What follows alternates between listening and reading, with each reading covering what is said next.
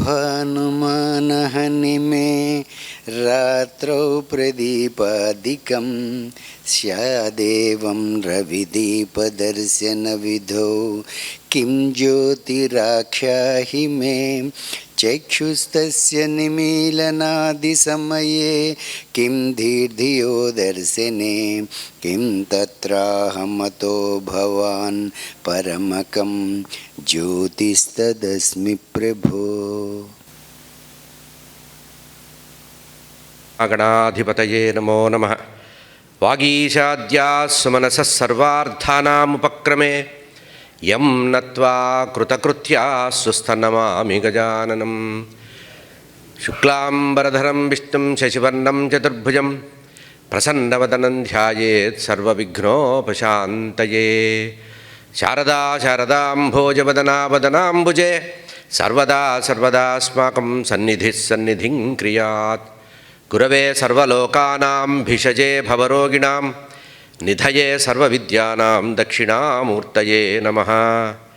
ज्ञानानन्दमयं देवं निर्मलस्फटिकाकृतिम् आधारं सर्वविद्यानां हयग्रीवमुपास्महे।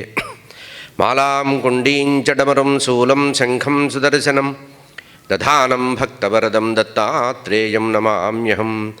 काषाय वस्त्रं करदण्डधारिणं कमण्डलुं पद्मकरेण शङ्खं चक्रं गदाभूषितभूषणाढ्यं श्रीपादराजं शरणं प्रपद्ये। जितेन्द्रियगणाग्रणीरभिरतपरे ब्रह्मणि कलौ श्रुतिपधावने अत्रितनयो अवतीर्णत्वयं। करात्तस्सुकमण्डलुः कुमतखण्डने दण्डभृत् परप्रणतवत्सलो जयति वासुदेवो गुरुः। वासुदेव सरस्वत्यै भक्तानां कामधेनवे दत्तात्रेय अवताराय टेम्बे स्वामिन्नमोऽस्तुते। नारायणं नमस्कृत्य नरं चैव नरोत्तमं देवीं सरस्वतीं व्यासं ततो जयमुदीरयेत्। कृष्णाय वासुदेवाय देवकीनन्दनाय च नन्दगोपकुमाराय गोविन्दाय नमो नमः। कृष्णाय वासुदेवाय हरये परमात्मने प्रणतक्लेशनाशाय गोविन्दाय नमो नमः। श्रुतिस्मृतिपुराणानामालयं करुणालयं नमामि भगवत्पादशङ्करं लोकशङ्करं। विवेकिनं महाप्रज्ञं धैर्य औदार्यक्षमानिधिं सदाभिनवपूर्वन्तं विद्यातीर्थगुरुं भजे। अज्ञानां जाह्नवीतीर्थं विद्यातीर्थं विवेकिनां सर्वेषां सुखदं तीर्थं भारतीतीर्थमाश्रये। विद्याविनयसम्पन्नं वीतरागं विवेकिनं वन्दे वेदान्ततत्त्वज्ञं विधुशेखरभारती। सर्वचैतन्यरूपां ताम् आद्यां विद्यां च धीमहि बुद्धिं यानः प्रचोदयात्। सभाये नमः। మార్గశీర్షమాసంలో వైకుంఠ ఏకాదశి తరువాత వచ్చేటువంటి ద్వాదశి మహాపర్వం అన్నారు. సాధారణంగా ఏకాదశి ఎంత పవిత్రమైందో ఆ ఏకాదశి అనేది పరమాత్మ ప్రత్యేకంగా ఇచ్చినటువంటి వరం, ఏకాదశి తిథిని. ఇక హరివాసరము అంటారు, ద్వాదశిని హరివాసరము అని ప్రత్యేకంగా చెప్పబడింది. ఈ హరివాసరంలో గీతా జయంతి అనేటువంటి మహాపర్వం కూడా మనం పరంపరగా చేసుకుంటున్నటువంటి ఉత్తమమైనటువంటి పర్వం. మోక్ష ఇచ్ఛతో ఉండేటువంటి జీవనం, మానవ జీవనం అంతా కూడా మోక్షోపాయ సామగ్రి ఏమిటి అని చెప్పడానికి భక్తి జ్ఞాన వైరాగ్యాలని, కర్మయోగ జ్ఞానయోగ కర్మ సన్యాస యోగాల గురించి ఇట్లా 18 అధ్యాయాల్లో వివిధమైనటువంటి యోగ సిద్ధాంతాలు చెబుతున్నటువంటి భగవద్గీత పుట్టినటువంటి రోజు ఈరోజు గీతా జయంతి అంటే. అయితే ఈ భగవద్గీతకు సంబంధించి అనేకమైనటువంటి కొన్ని వేల వ్యాఖ్యానాలు ఉన్నాయి. ఈ ఇన్ని వేల వ్యాఖ్యానాల్లో కూడా తురీయమైనది, అతిశ్రేష్టమైనది శంకర భగవత్పాదుల యొక్క వ్యాఖ్య. ఎందుకంటే వారి వ్యాఖ్య అద్వైతపరంగా సమన్వయం చేయబడింది. భగవత్ శంకరపాదాచార్యులు వారి యొక్క ప్రగాఢమైనటువంటి విశ్వాసం ఏంటంటే ప్రతి వ్యక్తి కూడా జీవితంలో ఏ పద్ధతిలో ఉన్నప్పటికీ కూడా చివరికి చేరవలసినటువంటి గమ్యము అద్వైతమే, అద్వైతమే పరమావధి అని శంకర భగవత్పాదుల యొక్క ప్రతిపాదనం. ప్రతివారు కూడా ద్వైతంతో ప్రారంభిస్తారు, అంటే రెండుగా ప్రారంభించి ఒకటైపోవడం. జీవో బ్రహ్మైవ నాపరః అనేటువంటి మాటని అద్వైత ప్రతిపాదనగా ఉంటుంది కనుక అటువంటి ఆ అద్వైతాన్ని పూర్తిగా సమన్వయం చేయగలిగేటువంటి జ్ఞానాత్మకమైన అమృతం భగవద్గీత. అటువంటి భగవద్గీత గురించి జగద్గురువులు దాదాపు 90% తమ యొక్క అనుగ్రహ భాషణాల్లో భగవద్గీతని స్పృశించకుండా వారు భగవద్గీత, రామాయణము ప్రధానంగా ఈ 2 గ్రంథాలని ప్రధానంగా లక్ష్యంగా పెట్టుకొని భక్తులందరినీ కూడా ఆశీర్వదిస్తూ ఉంటారు తమ యొక్క అనుగ్రహ భాషణాల్లో. భగవత్పాదులు చెప్పినటువంటి ప్రతి మాటని ఒక చిన్న సంఘటనగా కల్పించి దానికి సంబంధించినటువంటి జనరంజకంగా చెప్పడం అనేది జగద్గురువుల యొక్క ప్రధానమైనటువంటి తాత్పర్యం. అయితే ఈ భగవద్గీతకి సంబంధించినంతవరకు కొన్ని పరంపరలో కొన్ని ఉన్నాయి, పద్ధతులు ఉన్నాయి. ప్రతి ఇంట్లో కూడా ప్రతిరోజు భగవద్గీత పారాయణ చేయాలనేది సంప్రదాయం. దీనికి ఉండేటువంటి సూక్ష్మమైనటువంటి సంప్రదాయం ఏంటంటే, ఇళ్లల్లో భోజనాలు వడ్డించినప్పుడు అన్నం మధ్యాహ్న సమయంలో దేవతార్చన అయిన తర్వాత భోజనం వడ్డించినప్పుడు మనకు ఉండేటువంటి 15వ అధ్యాయం అది పురుషోత్తమ ప్రాప్తి యోగం. ఊర్ధ్వమూలమతస్యాగం అశ్వత్థం ప్రాహురవ్యం ఛందాంసి యస్య పర్ణాని యస్తం వేదస వేదవిత్ అనేటువంటి దాంట్లో ఒక 20 శ్లోకాలని అన్నానికి కూర్చొని వడ్డించి బ్రహ్మార్పణం బ్రహ్మని చెప్పి ఆ తర్వాత గాయత్రీపూర్వకంగా అభిషేకించే వరకు అభికరించే వరకు కూడా మనం చదవవలసినటువంటి శ్లోకాలు 20 పురుషోత్తమ ప్రాప్తి యోగం. ఇది పరంపరగా కుటుంబాల్లో, వైదిక కుటుంబాల్లో వచ్చే మార్గం. ఎందుకు అంటే భగవద్గీత అనేది జీవితంలో ఒక భాగంగా చేసుకోమన్నారు. జీవితంలో ఒక భాగంగా చేసుకోగలిగినటువంటి పద్ధతిని వివరించింది భగవద్గీత. కనుక ఆ భగవద్గీతని నిత్యానుష్ఠాన గ్రంథంగా మన వాళ్ళు చెప్పడం జరిగింది. ఇక జగద్గురువులు భారతీ తీర్థస్వామి వారు అనేక సందర్భాల్లో ఈ భగవద్గీతని ఉదహరిస్తూ భగవద్గీతలో ఉండేటువంటి విషయాలని కొన్ని ఉదహరించే విషయాల్లో కూడా గొప్ప విషయం ఏంటంటే, లోకంలో మామూలుగా ఒక అర్థం ఉంటే ఇంకో అర్థంగా భావించి ఎట్లా అయితే లోకంలో తప్పు అభిప్రాయంలో వెళుతున్నారో దాన్ని సక్రమ మార్గంలోకి మార్చడానికి భగవద్గీత యొక్క శ్లోకాన్ని ఉదహరిస్తూ వారి ఉపన్యాసం ప్రారంభమవుతుంది. సాధారణంగా అది వారి ఎత్తుగడ కింద లెక్క. దీనికి లోకంలో బాగా చెప్పబడేటువంటి ఒక శ్లోకాన్ని, భగవద్గీతలో ప్రసిద్ధంగా చెప్పబడేటువంటి శ్లోకాన్ని తీసుకొని వారు చేసిన ఒక ప్రసంగాన్ని ఇప్పుడు ప్రయత్నం చేస్తా. ఎందుకంటే వారి స్థాయిలో మనం వివరించడం మన వల్ల అయ్యే పని కాదు కనుక దాన్ని ఆధారంగా తీసుకొని మన యథోచితమైనటువంటి వివరణ ఇస్తా. భగవద్గీతలో సాధారణంగా అందరూ చెప్పుకునేది సర్వధర్మాన్ పరిత్యజ్య మామేకం శరణం వ్రజ అనే శ్లోకం అందరికీ తెలిసిన విషయం. శ్లోకపాదం సర్వధర్మాన్ పరిత్యజ్య మామేకం శరణం వ్రజ అనే ఉపదేశవాక్యాన్ని తీసుకొని లోకంలో ఒక్కొక్కళ్ళు ఒక్కొక్క రకమైనటువంటి మాటలు మాట్లాడుతున్నారు. ఇక్కడ కృష్ణ పరమాత్మే స్వయంగా అర్జునుడికి చెప్పారు, ధర్మాలన్నీ వదిలిపెట్టు అన్నారు. కనుక మనం ఏ ధర్మాచరణ చేయవలసిన అవసరం లేదనేటువంటి విపరీత అర్థాలు తీస్తున్నారు. దాన్ని సరిగ్గా అర్థం చేసుకోవాలని చెప్పి స్వామివారు చెప్పిన వివరణ. సర్వధర్మాన్ పరిత్యజ్య మామేకం శరణం అనేటువంటి మహావాక్యంలో, జ్ఞానాత్మకమైనటువంటి భగవద్గీతలో ఉండేటువంటి శ్లోకవాక్యంలో 2 భాగాలని వారు గుర్తించారు, గమనించమన్నారు. అంటే సమిష్టిగా చదువుకుంటే తెలియంది, వెష్టిగా దాన్ని కొంచెం చిన్నగా భాగాలు చేసుకుంటే తొందరగా అర్థమవుతుందని స్వామివారి ఉద్దేశం. సర్వధర్మాన్ పరిత్యజ్య అనేది మొదటి మాట, మామేకం శరణం వ్రజ అనేది రెండవది.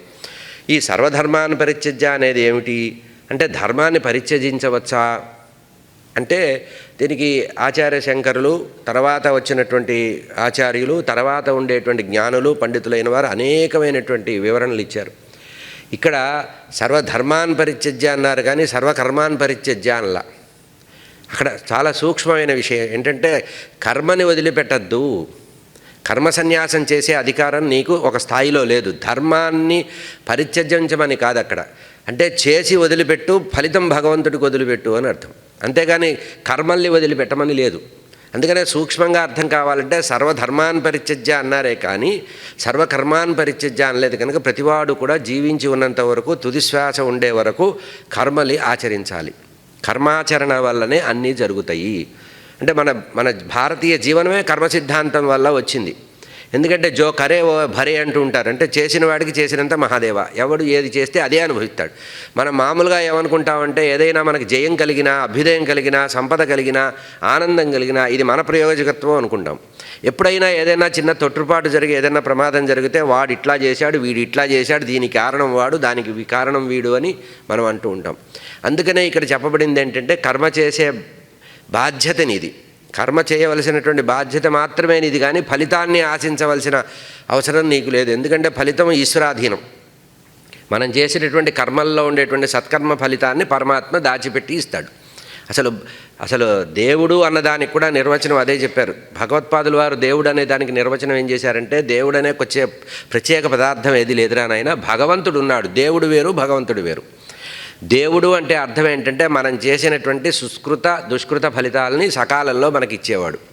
మనం ఏదైనా పుణ్యం చేసి పెడితే అది ఈశ్వరాధీనంగా కృష్ణార్పణం ఏతత్ఫలం పరమేశ్వర చరణారవిందార్పణమస్తు అని మనం సమర్పిస్తే అది భద్రంగా ఉంచి సకాలంలో మనకి ఇచ్చేవాడు. ఆ ఇచ్చేవాడే దేవుడు. కానీ మనం చేసుకుందే మనకిస్తాడు కనుక ధర్మ సంచయం చేయాలి, ధర్మాన్ని మనం సంపాదించుకోవాలి. ఎందుకంటే మన వెంట వచ్చేది కేవలం ధర్మం మాత్రమే. కోటీశ్వరుడైనా, భోగాలు అనుభవించేవాడైనా, 50 అంతస్తుల భవనం కట్టేవాడైనా చివరికి వాడికి 6 అడుగుల గొయ్యి తీసి పాతి పెట్టడం లేదా దహనం చేయడం, బూడిద చేయడం తప్పించి ఇంకోటి ఏదీ ఉండదు. నీ వెంట వచ్చేది ఏముండదు. కనుక కర్మని అనుసరించు, సత్కర్మలు చెయ్యి అని చెప్పడానికి ఈ శ్లోకాన్ని తీసుకున్నారు. సర్వధర్మాన్ని పరిత్యజ్య మామేకం శరణం వ్రజ. 2 భాగాల్లో ముందుగా మొదటి దాన్ని వివరిస్తున్నారు స్వామివారు. సర్వధర్మాన్ని పరిత్యజ్య అంటే దీనికి లోకంలో విపరీతమైనటువంటి అర్థాలు చెప్పి ఏ ధర్మము నీకు ఆచరించవలసిన అవసరం లేదు, ధర్మకార్యాలు చేయాల్సిన అవసరం లేదు అని చెప్పడం అనేది మీరు విపరీతంగా భావన చేస్తున్నారంటే, దీనికి శంకర భగవత్పాదుల వారి యొక్క గీతాభాష్యంలో చేసినటువంటి వివరణని తమ యొక్క అనుగ్రహ భాషణంలో వివరించారు. సాధారణంగా లౌకికమైనటువంటి ప్రవృత్తులు చేసేటువంటి వాడు, లౌకికంగా జీవించేవాళ్ళు వ్యవహారాలన్నీ కూడా సాధారణంగా చేస్తూ ఉంటారు. వాళ్ళు చేసే లౌకిక వ్యవహారాల్లో ధర్మాచరణకి సంబంధించిన విషయం కాకుండా వారికి ఫలితం వచ్చేది మాత్రమే చేస్తూ ఉంటారు.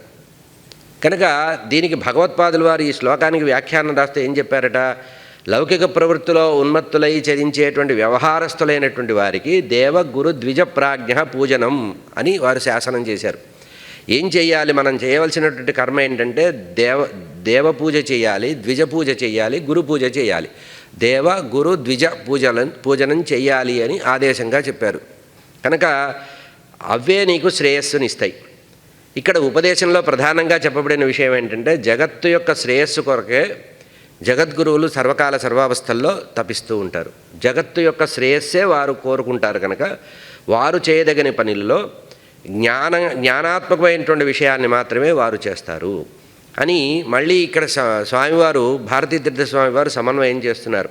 సరే బాగానే ఉంది, ఏది చేయవలసిన అవసరం లేదని కృష్ణ పరమాత్మే చెప్తే దానికి భాష్యం రాసిన కృష్ణ పరమాత్మ కూడా ఏదైతే గీతలో ఉపదేశించారో కృష్ణ పరమాత్మ, దానికి భాష్యం రాసిన శంకర భగవత్పాదులు అనేటువంటి ఆచార్య పురుషులు కూడా భగవంతుడి యొక్క ఆరాధన చేసినట్టు, ఇది చిన్న చిన్న హోమాలు అవి చేసినట్టు మనకు కనబడతాయి కదా, నిత్యకృత్యాలు నిత్యం చేసేటువంటి కార్యక్రమాలు చేసినట్లు కనబడతాయి కదా. మరి జ్ఞానులైన వాళ్ళకి ఈ పూజలు ఎందుకు? మహాజ్ఞాన సంపన్నులు, జగద్గురువులు, జీవులందరినీ ఉద్ధరించేవారు, జీవులకు శాసకులైనటువంటి వారు, జ్ఞానము ఉన్నవారికి ఈ అర్చనాదులు అవసరమా అనే ప్రశ్నని వారే కల్పించుకొని దానికి భగవత్పాదులు వారు చెప్పిన సమన్వయాన్ని చెప్తున్నారు. ఎందుకంటే శంకరాచార్య స్వామి వారి నుంచి ఆ తర్వాత ఇప్పటి వరకు ఉండేటువంటి ఆమ్నాయ పీఠాల్లో ఉండే జగద్గురు అందరూ కూడా నిత్యము శ్రీచక్రార్చన, చంద్రమౌళీశ్వర అర్చన చేస్తారు. ఇది ఎప్పటి నుంచి ప్రారంభమైంది? కైలాసంలో స్వామివారు చంద్రమౌళీశ్వర లింగాన్ని శంకర్ల వారి దగ్గర నుంచి కైలాసం నుంచి స్వయంగా తెచ్చిన తర్వాత శ్రీచక్రార్చనతో కూడా ప్రారంభించి ఆ తర్వాత లోకంలో ధర్మోద్ధరణ కోసం పంచాయతన పూజా విధానాన్ని కూడా ఆచార్య శంకరులే సంకల్పించారు.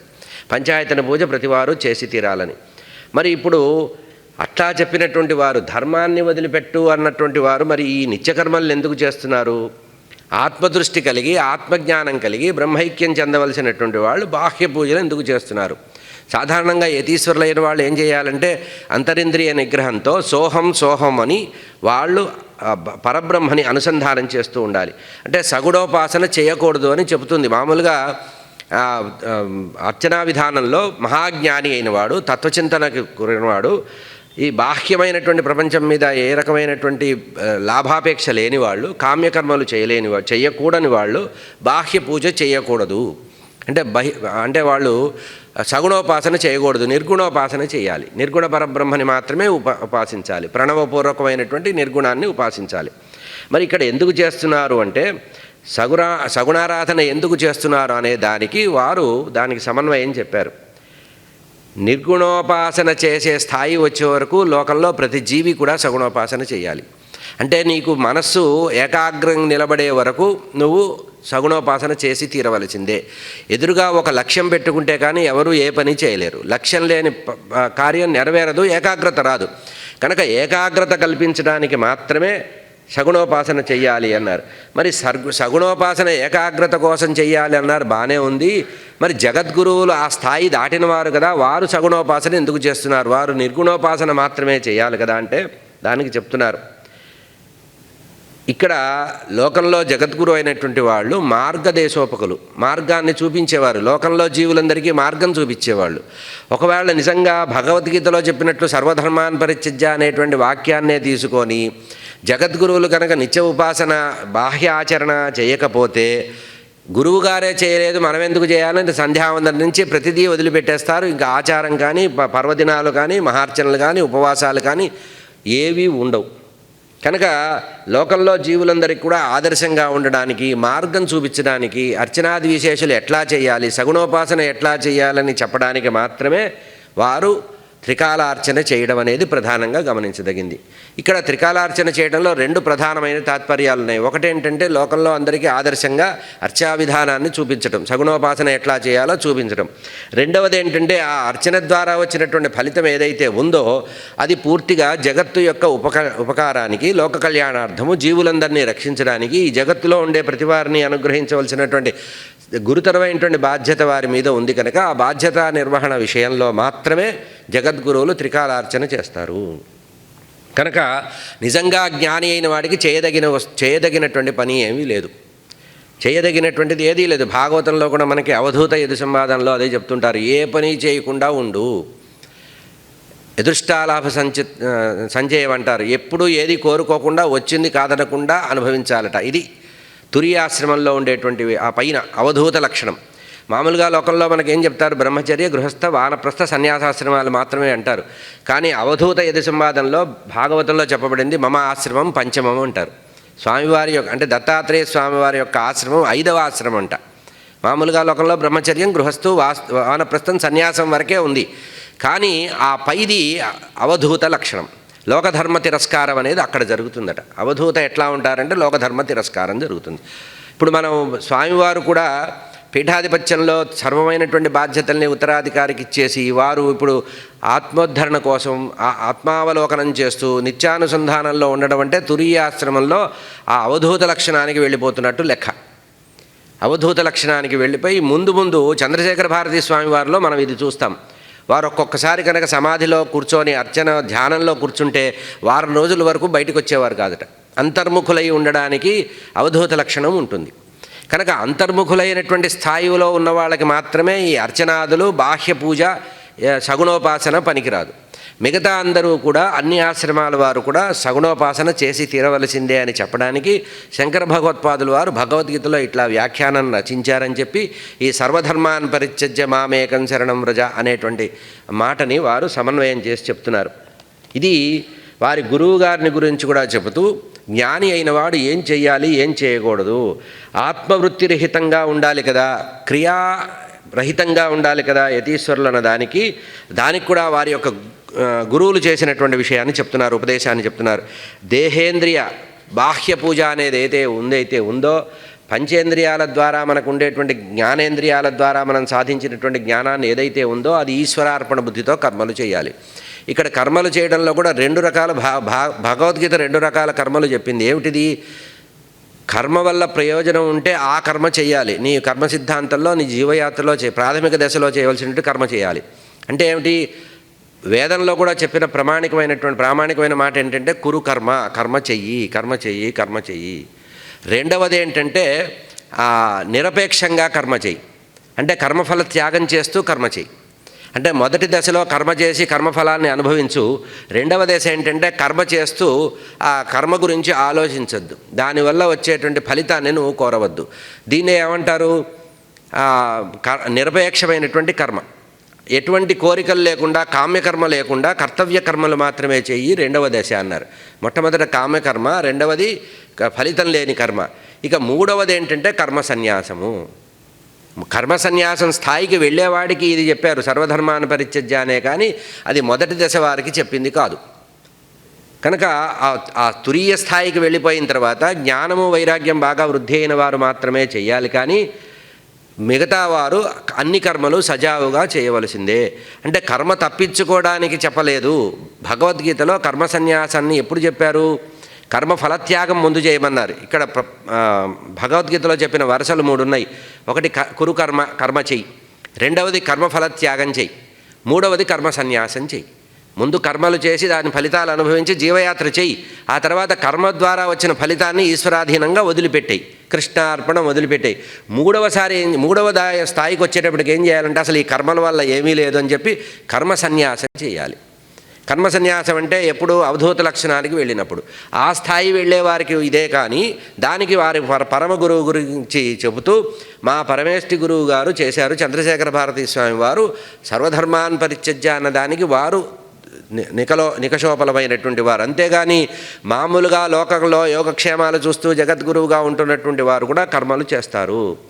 ఎందుకు చెప్పారంటే ఇక్కడ బాహ్య పూజ దోషము లేదు అని చెప్తున్నారు. ఇక్కడ సర్వధర్మాన్ పరిత్యజ్య అనే దానికి వ్యాఖ్యానం చెప్తూ స్వామివారు ఏం చెప్పారంటే బాహ్య పూజ తప్పు లేదు, ఎందుకంటే బాధ్యత ఉన్నవాడికి బాహ్య పూజ తప్పదు.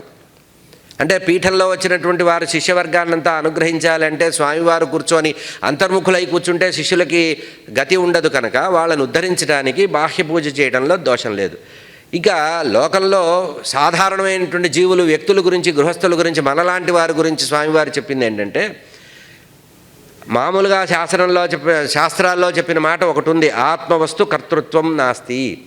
తన వరకు తాను చేస్తున్నటువంటి విషయంలో కర్తృత్వం అనేది పెట్టుకోవడం వల్ల తప్పు లేదు. ఒకవేళ కర్తృత్వం అనేది దానికి ఆభాస మాత్రమే, కర్తృత్వం కనబడుతోంది, కానీ చేసేది మనమైనా కూడా ఈశ్వరాధీనంగా కర్మలు చేసిన వాడికి ఎటువంటి ప్రమాదం రాదు అని చెప్తున్నారు. ఇక జ్ఞానులైన వాళ్ళకి సొంతగా తాను ఏది కోరుకొని ఎటువంటి కోరికలు కామ్యం లేకపోయినప్పటికీ కూడా లోక కళ్యాణం కోసం మాత్రం వారు విధిపూర్వకంగా చేసి తీరవలసిందే. ఇది పరంపరగా ప్రతి జగద్గురువు చేసిందే. కనుక స్వలాభాపేక్ష లేకుండా, అంటే ఈశ్వరాధీనంగా మనం నిష్కామ కర్మ అంటారు చూసారా, నిష్కామ కర్మ అంటే మనం ఏ కోరిక లేకుండా మనం చేసేవి 99% గృహస్థుగా చేసేవన్నీ కామ్యకర్మలే. కామ్యకర్మలు చేయటంతోనే మన జీవితం గడుస్తూ ఉంటుంది. ఒక స్థాయికి వెళ్ళేటప్పటికీ ఈ కామ్యకర్మ మీద విరక్తి చెంది ఇంకా ఏం కోరుకుంటాం, తిన్నదే తింటున్నాం, చేసిందే చేస్తున్నాం, కట్టిన బట్టే కడుతున్నాం, వేసుకున్న ఆభరణాలే వేసుకుంటున్నాం, వెళ్ళిన చోటుకే వెళుతున్నాం, తిరిగిన చోటుకే తిరుగుతున్నామని ఒక రకమైన యథార్థమైనటువంటి స్వానుభూతితో తన అనుభూతి ద్వారా తాను వైరాగ్యం తెచ్చినప్పుడు మాత్రమే కర్మ సన్యాసం చేయాలి. అంతేగాని నేను వేదాంతం చదువుకున్నాను, యోగ వాసిష్టం చదివాను, బ్రహ్మసూత్రాలు చదివాను, దేవతార్చన లేదు, నాకు సంధ్యావందనం అక్కర్లేదు, నేను ఏమీ చేయవలసిన అవసరం లేదని ఈ వేదాంతాల గురించి ప్రత్యేకంగా దృష్టి పెట్టుకొని చెప్తున్నారు. అంటే శాస్త్రం చదివిన వాడు ఆ శాస్త్రం ద్వారా వికటమైనటువంటి పనులు చేయకూడదు, శాస్త్ర మర్యాదను అనుసరించి ప్రతివాడు. ఎందుకంటే ఆచరితి శ్రేష్ఠ, లోకంలో పెద్దవారు చేసిన పనులనే మిగతా వాళ్ళు అనుసరిస్తారు. వారు పెద్దవాళ్ళ యొక్క అడుగుజాడల్లో నడుస్తారు. కనుక జగద్గురువులైనా కూడా స్వలాభాపేక్ష లేకపోయినప్పటికీ కూడా లోక కళ్యాణార్థమై వాళ్ళు కర్మలు చేస్తారు. కనుక ఆచార్య పురుషులందరూ కూడా పరమ వైరాగ్యులు, జ్ఞాన సంపన్నులు అయినప్పటికీ కూడా వాళ్ళకి విద్యాస్పర్శే తప్పించి అవిద్యాస్పర్శ ఉండదు. కనుక వాళ్ళ మోహాన్ని పెంచుకోవడానికో, భ్రాంతిని పెంచుకోవడానికో, కోరికలు పెంచుకోవడానికో, అనుభూతి చెందడానికో వాళ్ళు కర్మ చేయరు. లోక సంగ్రహార్థం మాత్రమే వాళ్ళు కామ్యకర్మలు చేస్తారు. అది కూడా ఏది బాహ్యంగా చేసేటువంటి సగుణోపాసన చేయడం అనేది ఉంది. కనుక ఇక్కడే మళ్ళీ ఈ వారి యొక్క అనుగ్రహ భాషణం చేస్తూ ఆ ఉపసంహార వాక్యంగా ఒక మాట చెప్తున్నారు. అది కూడా భగవద్గీతలో ఉండేటువంటి 3వ అధ్యాయంలో ఉండేటువంటి విషయాన్ని ఉదాహరిస్తున్నారు. నమే పార్థ అస్తి కర్తవ్యం త్రిషు లోకేషు కించన.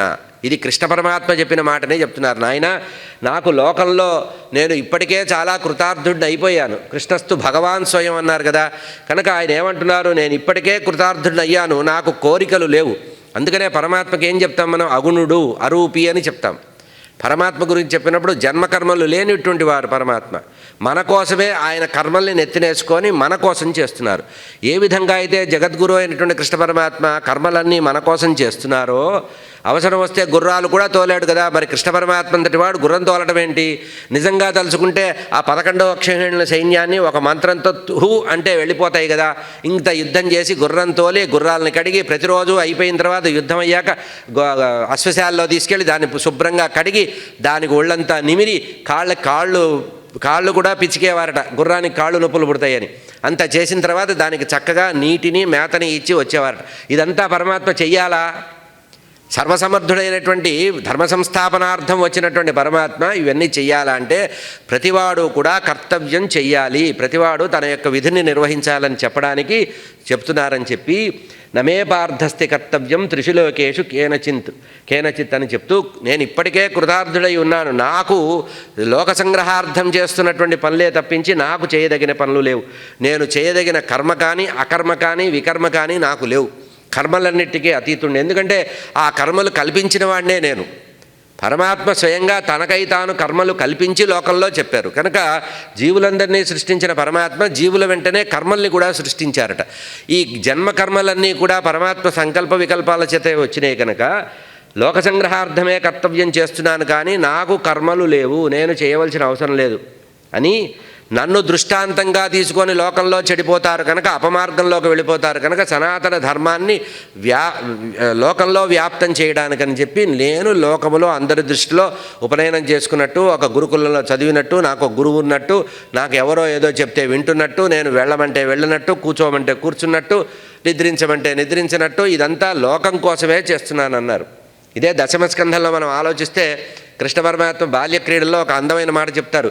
గోపికలందరూ వచ్చి, కృష్ణయ్య నేను పాడుతున్నాను నువ్వు ఆడమంటే ఆయన నాట్యం చేసేవారట. వాళ్ళ కోసం, వాళ్ళని ఆనందింపజేయడానికి పరమాత్మ నాట్యం చేసేవారట.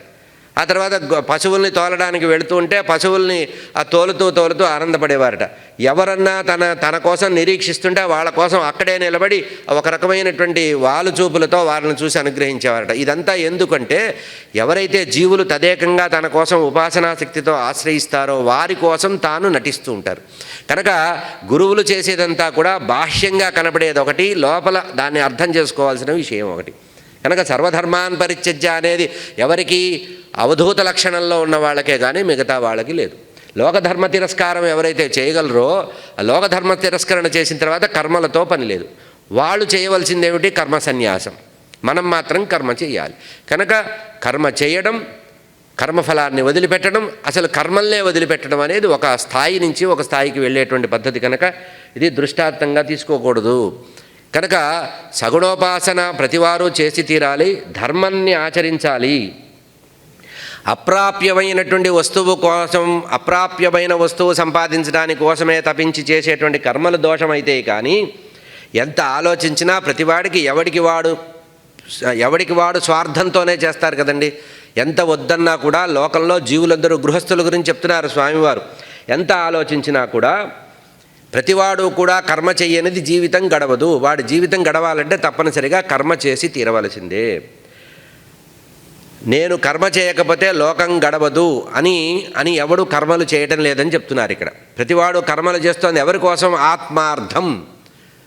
ఆత్మార్థం పృథివీంచజేతని కూడా చెప్తున్నారు భగవద్గీత. మనకి విదురునీతిలో మహాభారతంలో ఆత్మార్థం అవసరం వస్తే ఈ భూమండలాన్ని కూడా వదిలేయాలట. నిన్నొక్కడిని రక్షిస్తారా, ఇంకా మొత్తం మీ పెళ్ళాం పిల్లలందరినీ కట్టకట్టి అవతల బారేస్తే నిన్ను బతికిస్తారంటే నాకేం అభ్యంతరం లేదని చెప్తాం మనం. ఎంత వేదాంత అయిన వాడు కూడా తన వరకు వచ్చేటప్పటికీ దాన్ని చెప్తారా లేదా? కనుక ఇక్కడ కర్మలు చేయకపోతే లోకం నడవదు అనేటువంటి భ్రాంతి వదిలిపెట్టండి. కర్మ నీ యొక్క బాధ్యత. కురు కర్మ. ప్రతివాడు కూడా ఇదే మహాభారతంలో మనకి సంజయ రాయవారంలో వ్యాస భగవానుడు చెప్పిన తీర్పు. వ్యాస భగవానుడు మహాభారతంలో చెప్తారు. ధృతరాష్ట్రుడు పంపిస్తే సంజయుడు వెళ్ళి రాయబారానికి వెళ్తాడు. వెళ్ళేటప్పుడు ఏం చెప్పి పంపించాడు? నువ్వు వాళ్ళని కావాల్సినంత పొగుడు, నువ్వు ఎంత భాష వాడతావో నీ ఇష్టం, వచనంలో దరిద్రం లేదు, కావాల్సినంత పొగుడు, వాళ్ళ క్షేమం కోరు, వాళ్ళ గొప్పతనం కీర్తించు, మన బలాన్ని కూడా కొంచెం ప్రస్తుతించు, రాజ్యం ఇచ్చే విషయం వదిలిపెట్టి మిగతా అన్ని విషయాలు ఒకదంపుడు నీ ఇష్టం వచ్చినంత చెయ్యి, అన్లిమిటెడ్, ఓపెన్ ఎండెడ్గా చెప్పి పంపించాడు. అందుకనే వచ్చినటువంటి సంజయుడు ఏం చేశాడు, అసలు విషయం చెప్పకుండా మీరు చాలా గొప్పవాళ్ళు, మీరు చాలా గొప్పవాళ్ళు, మీరు ఎంత గొప్పవాళ్ళు అంటే చిన్నతనంలోనే ఏకచక్రపురంలో యాయవారం చేసి ముష్టెత్తుకొని కూడా ఆనందంగా బతికారు. ధర్మం కోసం ముష్టెత్తడం కూడా గొప్పదని నిరూపించారు మీరు. ఇదే కాకుండా 12 సంవత్సరాలు అజ్ఞాతవాసం చేశారు, అరణ్యవాసం చేశారు. అరణ్యవాసంలో మీరు కష్టాలు అనుభవిస్తున్నా కూడా వేల మందికి బ్రాహ్మణులకి భోజనం పెట్టి ఋషీశ్వరుల దగ్గర జ్ఞానం సంపాదించారు. అట్లా బాల్యంలో ఏకచక్రపురంలో బతికిన మీకు లోకంలో కీడు రాలేదు, ప్రాణహాని రాలేదు. 12 సంవత్సరాలు అరణ్యవాసం చేసి 1 సంవత్సరం అజ్ఞాతవాసం చేసినా మీకు ఎటువంటి కష్టాలు రాలేదు. అట్లా అనేక సంవత్సరాలు ధర్మం కోసం మీరు బతికితే ఇప్పుడు అనవసరంగా యుద్ధం చేసి రక్తం గూడు కోసం మీరు ఎందుకు ఆశిస్తారు అంటే ఇప్పుడు కూడా అడుక్కు తిని బతకమని పరోక్షంగా చెప్పాడు. అంటే లోకంలో ఉపదేశం చేసేటప్పుడు ప్రతివాడు గొప్పవాడే. ఇక్కడ అట్లాగే అప్పుడు ఈ సంజయుడు మాట్లాడిన మాటలన్నీ విన్న తర్వాత కృష్ణ పరమాత్మ, అంటే భగవద్గీత కేవలం 18 అధ్యాయాలే అనుకోవడం పొరపాటు. జగద్గురువులు చాలా సందర్భాల్లో చెప్పిన మాట ఏంటంటే రామాయణంలో రామచంద్రమూర్తి చెప్పిన ప్రతి మాట భగవద్గీతే. అదేవిధంగా మహాభారతంలో శ్రీకృష్ణ భగవానువాచ అని ఎక్కడ ఉంటే అదల్లా భగవద్గీతే అని చెప్పారు. కేవలం 18 అధ్యాయాలే భగవద్గీత అనుకోవడం పొరపాటు. మహాత్ములైన వాళ్ళు చెప్పినటువంటి శాసనాత్మకమైన మాట ప్రతిదీ కూడా శ్రీ భగవానువాచ ఎక్కడుంటే అది భగవద్గీతే. ఇక్కడ సంజయుడు చెప్పినటువంటి ఈ మాటలన్నీ ఇచ్చక మాటలు విన్న తర్వాత స్వామివారు ఒక మాట అన్నారు, నాయన బాగానే ఉంది, నీ చెప్పిన మాటల్లో ఎంతసేపటికి ఎట్లా అయినా సరే అడుక్కోనైనా బతుకు అంటున్నారు కానీ స్వధర్మాన్ని వదిలిపెట్టమని నువ్వు చెప్తున్నావు. ప్రతివాడికి స్వధర్మం ఉంది, స్వధర్మే నిధనం శ్రేయ పరధర్మో భయావహ అన్నారే, అది కృష్ణ పరమాత్మ భగవద్గీత కంటే ముందే సంజయరావారి సందర్భంలో చెప్తారు. వీళ్ళు క్షత్రియులు రానైనా వాళ్ళు ఆపద్ధర్మంగా అడుక్కు తిని బతికారే కానీ వాళ్ళ జీవితంలో అది వాళ్ళ స్వధర్మం కాదు. మనం కూడా అవసరం వచ్చినప్పుడు ఏ ఊరుకో వెళ్ళినప్పుడు, ఏ ప్రయాణానికి వెళ్ళినప్పుడు ఎవరు చూడకుండా తలకాయ వంచుకోనో ఎక్కడో తలపాగా వేసుకోనో ఏ హోటల్లోనో తింటాం. కనుక అంత మాత్రం చేత ఆచార పతనం జరిగిందని అంటారా? ఆపద్ధర్మం అది. ఆపద్ధర్మంలో చేసేటువంటి పని సామాన్య ధర్మంగా ఎవడూ చెప్పకూడదు. అక్కడెక్కడో హోటల్లో కాశీ క్షేత్రానికి వెళ్ళి హోటల్లో తిన్నామండి, మన ఇంట్లో వంట ఎందుకు చేయాలి, పిజ్జా ఆర్డర్ ఇద్దాం కదా అంటే నడవదు. స్వధర్మం నిత్యధర్మం వేరు, ఆపద్ధర్మం వేరు. అట్లాగే పాండవులు పడ్డటువంటి కష్టాలున్నాయే, పాండవులు కష్టాలు పడ్డాలంటాం కూడా ఆపద్ధర్మంగా వాళ్ళు చేసిన పనులు. ఏది వాళ్ళ యొక్క మాటలు, వాళ్ళ పేర్లు దాచుకోవడం, వాళ్ళ వృత్తులు దాచుకోవడం, మేము క్షత్రియులు కాదని చెప్పడం, మేము బ్రాహ్మణులని చెప్పడం, నేను వంట చేసేవాడిని, నేను పశువులు పెంచేవాడిని, నేను గుర్రాలను పెంచేవాడిని, నేను పాచికలాడి జనాన్ని మెప్పించేవాడిని, లేదా నేను పూలు గుచ్చి బతికేదా, ఇట్లా వాళ్ళు చెప్పిన అబద్ధాలన్నీ కూడా ప్రాణరక్షణార్థం చేశారు. అదే పని జీవితాంతం చేయమంటావు ఎట్లా? వాళ్ళ స్వధర్మం ఒకటి ఉంది కదా, క్షత్రియ వంశంలో జన్మించారు కదా. వేదం కూడా చెప్పిన మాట ఏంటంటే కురు కర్మ, కర్మ చేయడమే నీ బాధ్యత, కర్మ నువ్వు చెయ్యాలి. నీ స్వధర్మ నిష్ఠతో ప్రతివాడు కూడా కర్మ చేయాలి. ఆ కర్మ చేసేవాడికి ఫలితాన్ని అనుభవించే అధికారం ఉంది. కనుక నువ్వెన్ని చెప్పినా కూడా పాండవులు తమ రాజ్యం కోసము ధర్మంగా పోరాడడం తప్పదు అని చెప్పారు. ఇక్కడ అదే సమన్వయంలో స్వామివారు ఏం చెప్తున్నారంటే లోక సంగ్రహణార్థం, లోకంలో అందరికీ అర్థమయ్యేటట్టుగా జగద్గురువులు కర్మ చేస్తారే కానీ వారికి కర్మ లంపటం ఉండదు. మనం కర్మలు చేస్తే కర్మకి లంపటం ఉంటుంది, లింక్ ఉంటుంది. నేను ఏకాదశి వ్రతం చేశా, ఏకాదశి సంవత్సర కాలం ఉంటే చివరితో ఏదో వస్తుందని ఎక్కడో ఉంటుంది. ఫలశ్రుతి చదువుకొని మనం విషయాన్ని ఆచరిస్తాం. గుర్తుపెట్టుకోండి, మనం ఏదన్నా డాక్టర్ గారు ట్యాబ్లెట్ ఇస్తే కూడా వెంటనే గూగుల్లో సెర్చ్ చేసి ఈ మందు దేనికి పనిచేస్తుంది, దీని సైడ్ ఎఫెక్ట్స్ ఏంటి, ఎంతకాలం వాడాలి, ఎంతకాలం వాడకూడదు, ఇది వేసుకుంటే ఏమన్నా బలహీనం అవుతాయా, రక్తంలో ఏమన్నా తెల్ల రక్త కణాలు తగ్గుతాయా, దానికి ఏమన్నా విటమిన్లు వేసుకోవాలా, ఇవన్నీ మనం పరిశీలిస్తామే. అట్లాగే మన సామాన్య లౌకిక జనం చేసేటువంటి ఆ ఏదైతే కార్యాలు ఉన్నాయో, కర్మలు ఉన్నాయో, ఆ కర్మలన్నీ కూడా కామ్యంగానే ఫలిస్తాయి, కామ్యంగానే పరిణమిస్తాయి. అయితే ఇవి చేయగా ఏమవుతుందిట, ఒక రకమైన నిర్వేదం కలుగుతుంది. తినగా మొహం ఒత్తుతుంది ప్రతివాడికి. మైసూర్పాకు ఇష్టం అనుకోండి, ఒక 150 మైసూర్పాకులు పొట్లను కట్టించి వారం రోజుల్లో మీరు ఇది పూర్తి చేయాలంటే ఆ పట్టుదల కోసం అది తింటే జీవితంలో మళ్ళీ మైసూర్పాకు తినవలసిన అవసరం రాదు. అంత దూరం నుంచి చూస్తే అయ్యా వద్దా మైసూర్పాకు తప్పించి ఏదన్నా పెట్టండి అంటాం. అంటే ఏమిటి, కర్మలు చేస్తూ ఉండడం వల్ల కర్మవాసనలు అనుకోకుండా క్షీణం పొందాలే కానీ నువ్వు కర్మలను వదిలిపెట్టకూడదు. అంటే బలవంతంగా కర్మల్ని కనుక వదిలిపెడితే అవి ఎప్పుడో అప్పుడు మన మీద పగబడతాయి, గుర్తుపెట్టుకోవాలి. ఏదైనా మన నిత్య జీవితంలో అనుకోకుండా ఒకటి వేగంగా ఏదైనా ప్రారంభిస్తే, ఉదాహరణకి కాఫీ 40 సంవత్సరాలు 50 సంవత్సరాలు ఉపాసించాం మనం. సడన్గా కాఫీ ఆపేసామనుకోండి, పొద్దున్నే 7:30 నుంచి 9 గంటల వరకు విపరీతంగా తలనొప్పి వస్తుంది, ఆ తర్వాత మతిమరుపు వస్తుంది, ఆ తర్వాత ధ్యాస ఉండదు, చిరాకు వస్తుంది. అప్పుడు ఏం చేయాలి? 2 సార్లు తాగే కాఫీని అరకప్పుకు మార్చుకొని ఆ తర్వాత పూర్తిగా మారిస్తే అది పోతుందట. కనుక కర్మ అనేది ఏం చేయాలి? క్రమగతంగా ఉపసంహరించాలి. అందుకనే ఏం చెప్పారు? కర్మ చెయ్యి, కర్మఫలాలను అనుభవించు, కర్మ ఫలత్యాగం చెయ్యి, ఆ తర్వాత కర్మల్నే వదిలిపెట్టు. అట్లా వెళ్ళాలి. కానీ ఆ ధర్మాలు వదిలిపెట్టడం న్యాయం కాదు అని చెప్పి స్వామివారు ఏం చెప్పారంటే క్రమంగా చేయాలి. ఇక జగద్గురువులు ఎందుకు చేస్తున్నారంటే ఇందాక చెప్పినట్టుగా యద్యదాచరతి శ్రేష్ఠ, భగవద్గీతలో ఉన్నమాటే. పెద్దలు ఏదైతే చేస్తారో దాన్ని ఇతరులు ఆచరిస్తారు కనుక, అనుసరిస్తారు కనుక, లోకంలో జీవులందరినీ ఉద్ధరించడానికి, వాళ్ళకి ధర్మ మార్గం ఇవ్వడానికి మాత్రమే కర్మలు చేస్తారు. కనుక లోక సంగ్రహార్థం భగవంతుడి యొక్క ఉపాసన చేయడం, లోకంలో అందరికీ ఆదర్శంగా ఉండడం. ఇక ఇక్కడ కూడా ఒక మాట చెప్పారు. చంద్రశేఖర భారతీ స్వామి వారు ఒకానొక సందర్భంలో చంద్రమౌళీశ్వర ఆరాధన చేస్తుంటే ఎవరో వచ్చారట.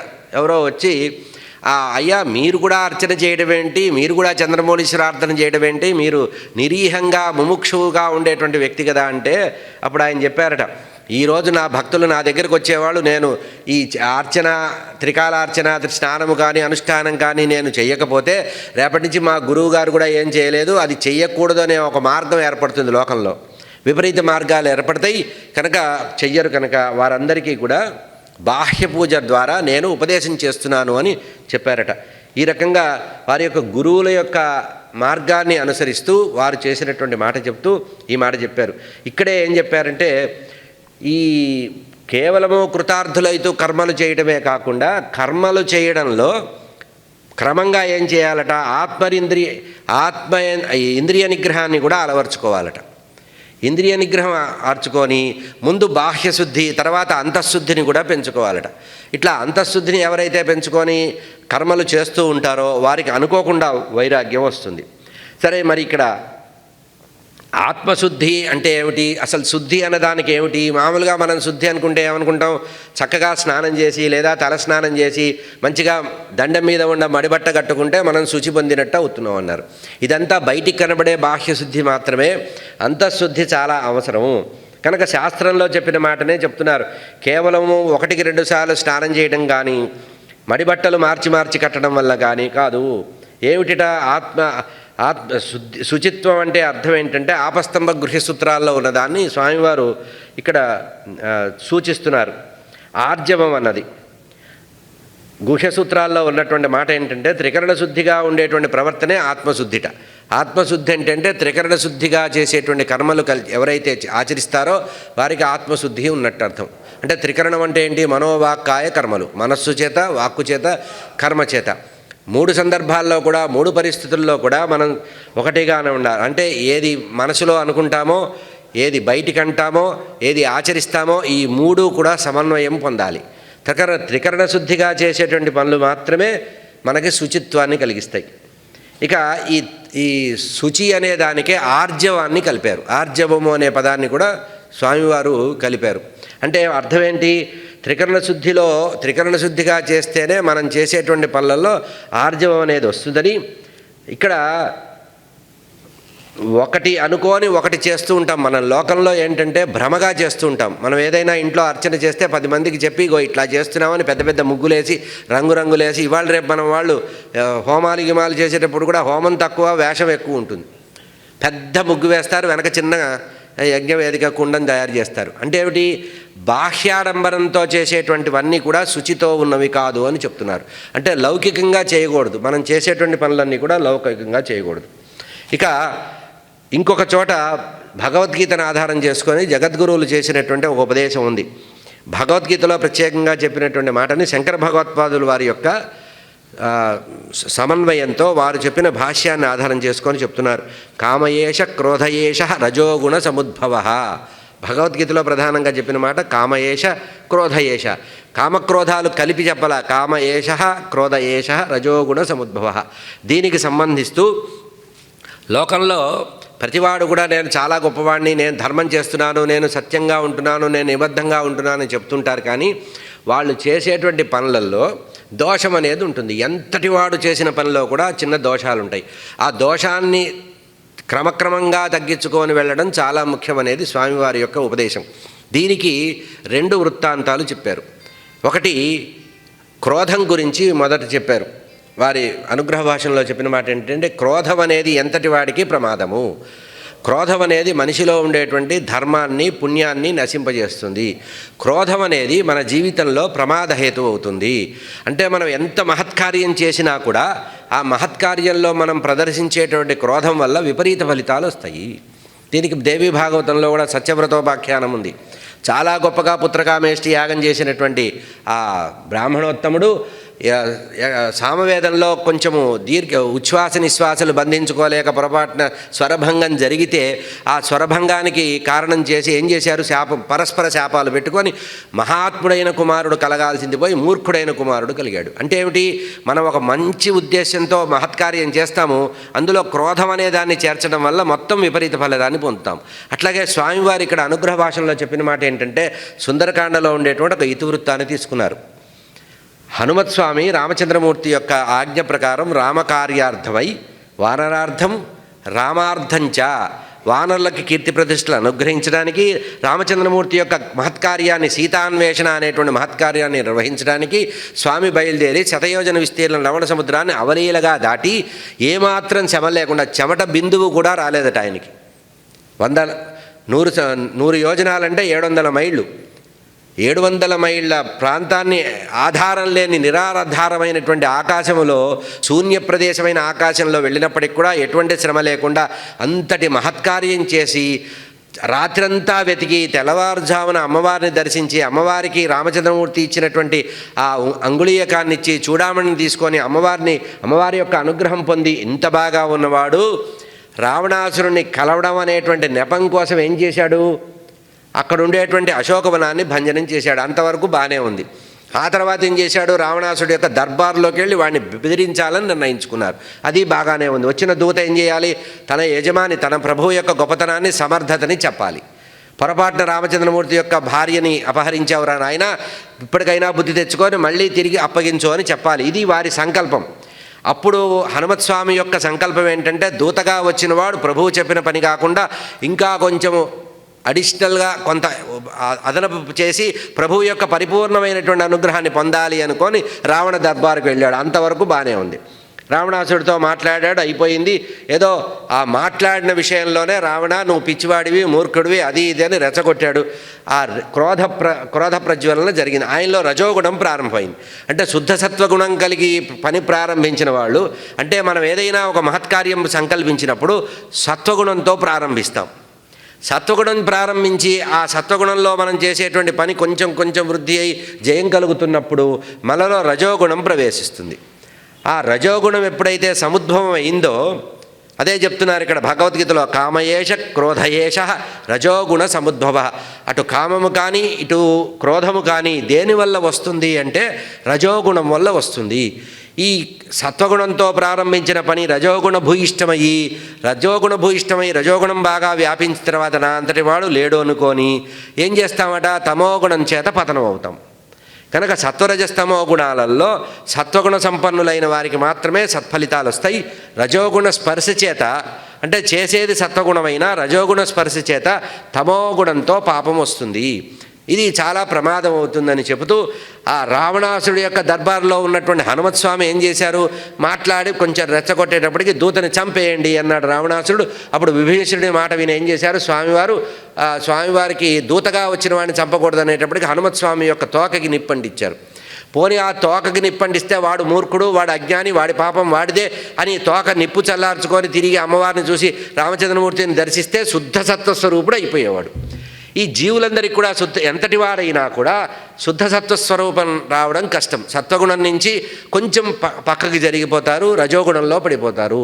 ఇట్లా కామము కానీ కామము కానీ క్రోధం కానీ మనిషిని ఎట్లా ఆవరిస్తుందంటే ఈ రెండు ఆవరించడానికి సత్వగుణం నుంచి రజోగుణంలోకి వెళ్ళిపోవడం వల్లనే మనిషి పతనం అవుతాడు. అటువంటి హనుమత్స్వామి ఏమనుకున్నారట, ఎప్పుడైతే తోకకి నిప్పంటించారో ఆ నిప్పంటించిన తోక తనని బాధించకుండా ఉంటే, చూడండి ఇక్కడ కూడా నిజంగా అదేదన్నా కాలి ఉంటే సముద్రంలో ఇంత ముంచి నీళ్లలో ముంచి తుడుచుకొని వచ్చేవారేమో. అమ్మవారు ప్రార్థించింది, రాక్షస దూతలందరూ అమ్మవారికి చెప్పారు, స్త్రీలు, అమ్మా మీకోసం వచ్చి ఇంతకుముందు నీతో మాట్లాడిపోయిన పెద్ద మనిషికి తోకకి నిప్పంటించారు, చాలా ప్రమాదమైందంటే అగ్నిని ప్రార్థించింది అమ్మవారు. ఒకటి రామకార్య నిర్వహణ కోసం వచ్చిన వారు కనుక రామచంద్రమూర్తి యొక్క అనుగ్రహంతో రామచంద్రుడు అన్నారు, ఆయన ఆహ్లాదకరుడు కదా, అందులో ఉండే ఆహ్లాదం వచ్చి తోకకి నిప్పంటినా కూడా బాధ కలగలేదు. రెండవదేంటి, అమ్మవారు ప్రార్థించింది కనుక అయోనిజే అయినటువంటి మహాపతివ్రత స్త్రీ కూడా ఏమని చెప్పింది, నేనే పతివ్రతనైతే, నేనే నా ప్రభువే ఏకపత్ని వ్రతుడైతే 2 కండిషన్లు పెట్టింది. ఓ అగ్నిదేవా నువ్వు బాధ పెట్టద్దని. కనుక ఈ రెండిటికి సరెండర్ అయిపోయాడు అగ్నిదేవుడు. ఆ ఆంజనేయ స్వామి తోకకి ఏమీ చేయకుండా మామూలుగా ఉన్న పరిస్థితి కంటే ఇంకా చల్లగా చేశాడు. ఎప్పుడైతే బాగా ఆనందం కలిగిందో, ఓహో నాకు ప్రమాదమే లేదు, కానీ ఈ పని చేసిన వీడి అంతు చూడాలని నిర్ణయించుకున్నాడు. అంటే ఏమిటి, లోకోపకారము జగత్ కళ్యాణకారకమైనటువంటి రామకార్య నిర్వహణకు వచ్చినటువంటి హనుమత్స్వామి ఎట్లా అయిపోయారు, చివరికి వాడికి అపకారం చేసి వాడు బాధపడుతుంటే ఆనందపడాలి అనేటువంటి సన్నివేశానికి వచ్చారు. అంటే క్రోధము ఎంత ప్రమాదం అవుతుందో. ఆ మొత్తం లంకనంతా దహనం చేసిన తర్వాత ఒక చెట్టు దగ్గర కూర్చొని తోకన చల్లార్చుకొని కూర్చొని ఆలోచించాడు. ఏమని, నేను చేసిన పని వల్ల ఎవరికి ఉపయోగం జరిగింది, వాడు ఏడిస్తే నాకు వచ్చే ప్రయోజనం ఏమిటి. ఇక రెండవదేంటి, ఇంత చేసి సీతాదేవిని చూసి అశోకవనంలో క్షేమంగా ఉన్నటువంటి సీతామాత బతికున్నదా లేదా చూసి రమ్మని చెప్పిన రామచంద్రమూర్తికి ఆమె ఉన్నది, చూశాను, మాట్లాడాని, ఇగో ఈ అమ్మవారు చూడమని ఇచ్చిందని ఇస్తే ఉండే ఆనందము ఇప్పుడు నేను దానికి ప్రమాదం ఏర్పడేటట్టు చేశా. మొత్తము లంకాదహనం చేసినప్పుడు అమ్మవారికి ప్రమాదం కలుగుతుందనే విచక్షణను కోల్పోయా. ఎవరికైతే క్రోధం అనేది ఉంటుందో ఆ క్రోధం వల్ల ఏమొస్తుంది, పాపం వస్తుంది. కనుక కామయేష క్రోధయేష రజోగుణ సముద్భవ అని స్వామివారు జగద్గురువులు ఇక్కడ సమన్వయం చేస్తూ, రావణాసురుడి దగ్గర ఏదో సాధించాననేటువంటి ఉద్దేశంతో హనుమత్స్వామి ఆ క్రోధాన్ని అదుపులో పెట్టుకోలేకపోయారు. ఆ క్రోధం వల్ల ప్రమాదం తెచ్చుకున్నారు. మళ్ళీ సత్వగుణంలోకి రావడానికి చాలా కష్టమైంది. కనుక ఎవరూ కూడా గుణపతనం కాకూడదు. అంటే ఉన్నతమైనటువంటి సత్వగుణంతో వృద్ధి పొందినవాడు సత్వగుణాన్ని వృద్ధి చేసుకొని శుద్ధ సత్వానికి వెళ్ళాలి, కానీ ఆ రజోగుణ సంబంధం పెట్టుకోకూడదు. రజోగుణంతో సంబంధం పెట్టుకుంటే ఆ రజోగుణం ఏం చేస్తుందట, సత్వగుణాన్ని బాగా అదిమివేసి ఆ రజోగుణం మా స్నేహితుడున్నాడని తమోగుణం వైపు తీసుకెళ్తుందట. ఎందుకంటే ఇక్కడ రజోగుణ తమోగుణాలు, ఈ గుణాల గురించి మనకి అనేక పర్యాయాలు దేవీ భాగవతంలో కూడా మనం చర్చించుకున్నాం. గుణాలు ఎట్లా ఉంటాయంటే ఒక్క సత్వగుణం మాత్రమే ఇంకో గుణాన్ని ప్రభావితం చేయదట. ఈ రజోగుణ తమో గుణాలు ఏం చేస్తాయంటే, ఈ రజోగుణము బాగా లోకంలో కీర్తి ప్రతిష్టలు రావాలంటే తమోగుణం యొక్క స్నేహం చేస్తాయట. అగ్నిదేవుడికి వాయుదేవుడు తోడైనట్టుగా ఆ రజోగుణానికి తమోగుణము, తమోగుణానికి రజోగుణము రెండూ పరస్పరం సహకరించుకుంటాయట. అందుకనే శాస్త్రంలో ఏం చెప్పారంటే, సత్వగుణం ఆధారంగా చేసుకొని ముందు రజోగుణాన్ని అణిచివేయి, రజోగుణానికి కొంచెం జ్ఞానాన్ని కలిగించు. సత్వగుణ సహాయంతో సత్వగుణంతో ఏం చేయాలంటే మనము రజోగుణాన్ని అణుచుకోవాలి, అంటే కోరికలు అణుచుకోవాలి. ఈ రజోగుణం అంటే లక్షణం ఏంటంటే మనని 10 మంది పొగడాలి, 10 మంది గుర్తించాలి, 10 మంది ఆహా ఓహో అనాలి అనేది రజోగుణం. రాజసగుణం అంటారు చూసారా, అదే రాజసగుణం. తమోగుణం అంటే ఏంటి, రాక్షసగుణం. తమోగుణం ఎట్లా ఉంటుందంటే, అవసరం ఉన్నా లేకపోయినా మనం వెళుతూ అవతలని తన్నో ఏదో చేస్తూ పోతూ ఉంటాం. అంటే అకారణంగా వైరం పెట్టుకోవడం అనేది తమోగుణ లక్షణం, రాక్షస లక్షణం. అంటే భగవంతుడు ప్రతి వాళ్ళలో కూడా దేవాసుర సంపత్తి రెండూ ఇస్తాడు, దైవీ శక్తి ఆసుర శక్తి కూడా ఇస్తాడు. మనలో ఎప్పుడైతే రజోగుణము బాగా వెలుగొందిందో 10 మంది దగ్గర ఎప్పుడైతే పేరు ప్రఖ్యాతులు వచ్చినాయో దానివల్ల ప్రమాదం కూడా తెచ్చుకుంటారు. అట్లా ఈ రజోగుణము సత్వగుణం ద్వారా రజోగుణాన్ని కొంచెము చేతనం చేయాలట, ప్రోత్సహించాలి. మంచిగా ఉండరా నాయనా, మంచి బుద్ధి తెచ్చుకోరా, బుద్ధి గడ్డి తిన్నది, కొంచెం జాగ్రత్తగా ఉండని చెబితే ఆ సత్వగుణం యొక్క స్నేహంతో రజోగుణం కొంచెం మారుతుందట. మారి ఏం చేస్తుంది, ఈ తమోగుణ స్నేహం వల్ల నేను నాశనం అవుతున్నాను, ముందు దీన్ని నాశనం చేయాలని ఆ రజోగుణం తమోగుణాన్ని సర్వనాశనం చేస్తుందట. అప్పుడు మిగిలేదేమిటి, సత్వగుణం రజోగుణం మిగులుతుంది. అప్పుడు ఈ సత్వగుణం ఏం చేయాలట అంటే మనకుండే శక్తుల్ని అట్లా మార్చుకోవాలట. ఇవి టూల్స్ లాంటివి అనమాట, ఉపకరణాలు మనకి. అప్పుడు సత్వగుణం చేయాలంటే తమోగుణం అవతల లేదు కనుక రజోగుణం ఒకటే ఉంది కనుక ఆ రజోగుణాన్ని అణిచివేస్తుందట సత్వగుణం. ఈ సత్వగుణం అణిచివేసినా కూడా కేవల సత్వం ఎప్పుడు కూడా ప్రకాశించదు, శుద్ధ సత్వానికి వెళ్ళాలి. కనుక ప్రతివాడు కూడా కామక్రోధాలని జయించాలి. ఇవన్నీ కూడా రజోగుణం పుట్టడానికి కారణమవుతుంది కనుక అని చెప్పి ఇక్కడ క్రోధానికి సంబంధించిన స్వామివారు ఈ సుందరకాండలో ఉండే హనుమత్ స్వామి యొక్క ఉత్తరం ఇది చెప్పారు. ఇక్కడ హనుమత్ స్వామిని ఎందుకు తీసుకున్నారు, ఇంకెవరినన్నా తీసుకోవచ్చు కదా అంటే దానికి స్వామివారి యొక్క స్థాయి వేరు, మనలాంటి వాళ్ళ స్థాయి కాదుగా. వారు ఏమన్నారంటే ఆంజనేయ స్వామి అంతటి వాడే రజోగుణం వల్ల పతనం అయ్యాడా, ఇంకా నీ సంగతి నా సంగతి చెప్పవలసిన అవసరమే ఉంది, మనం అతి తొందరగా పతనం అవుతాం. హనుమత్ స్వామి అంతటి వాడు కూడా రజోగుణాన్ని దగ్గర రానిచ్చి కొంచెం ప్రమాదం గురయ్యాడు కనుక రజోగుణం జోలికి చస్తే వెళ్ళకూడదు. ఎంతటి వాడైనా కూడా, ఎంతటి సమర్థుడైనా రజోగుణం ద్వారా భ్రష్టుడవుతాడు అని చెప్పడానికి అక్కడ ప్రమాదపూర్వకం, అతి ప్రమాదం అని చెప్పడానికి హనుమత్ స్వామి వృత్తాంతం తీసుకున్నారు. ఇక కామము కూడా చెడ్డది అని చెప్పారు. కామయేష క్రోధయేష కదా, తన యొక్క అనుగ్రహ భాషణంలో కామం గురించి కూడా చెడ్డది అని చెబుతూ ఇక్కడ చెప్పిన మాట ఏంటంటే, ఇంద్రుడు 100 అశ్వమేధయాగాలు చేసి లోకగురువై స్వర్గాధిపతి అయి స్వర్గానికి అధిపతి అమరావతిలో చక్రవర్తిగా ఉన్నాడు, అమరావతి పట్టణానికి అధిపతిగా ఉన్నాడు. ఎవరు యజ్ఞం చేసినా ఇంద్రాయ స్వహ అని చెయ్యకుండా ఎవడు యజ్ఞం చేయడు, విష్ణువు యొక్క అంశతో వర్ధిల్లుతున్నాడు. అటువంటి ఇంద్రుడు ఏం చేశాడు, గౌతమ మహర్షి మీద ఉండేటువంటి క్రోధంతో గౌతమ మహర్షి యొక్క తపోవ్యయం చెయ్యాలని ఆయన, అంటే లోకంలో చెప్పుకున్న కథకి జగద్గురువులు చెప్పేటువంటి సమన్వయం తేడా ఉంటుంది, ఉదాత్తంగా ఉంటుంది స్వామివారి సమన్వయం. అక్కడ మనకి కామానికి లోనయ్యాడు అని చెప్తారు కదా, స్వామివారు ఏం చెప్పారు, గౌతమ మహర్షి అప్పటికే కొన్ని యాగాలు చేశారు, అతనికి కనుక బాగా పుణ్యమే అనేది బాగా ఏర్పడితే ఆ గౌతమ మహర్షి ఏమవుతాడు, ఇంద్రుడి పదవికి ఎసరు పెట్టే ప్రమాదం ఉంది కనుక ఇంద్రుడి యొక్క తపస్సు తపోపుణ్యం అంతా కూడా క్షయం చేయాలని చెప్పి ఏం చేశాట, వాడి మనోవికారానికి కారణమయ్యారు.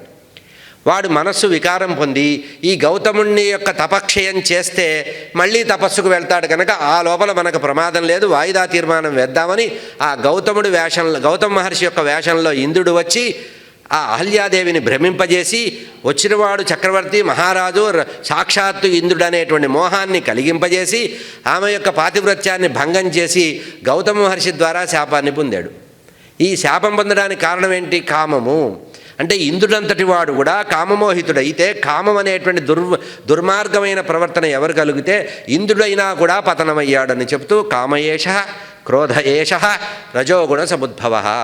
ఇక్కడ ఏష విడివిడిగా చెప్పడంలో ఉండే అందం ఏంటంటే కామమైనా చెడ్డదేరా, క్రోధమైనా చెడ్డదే.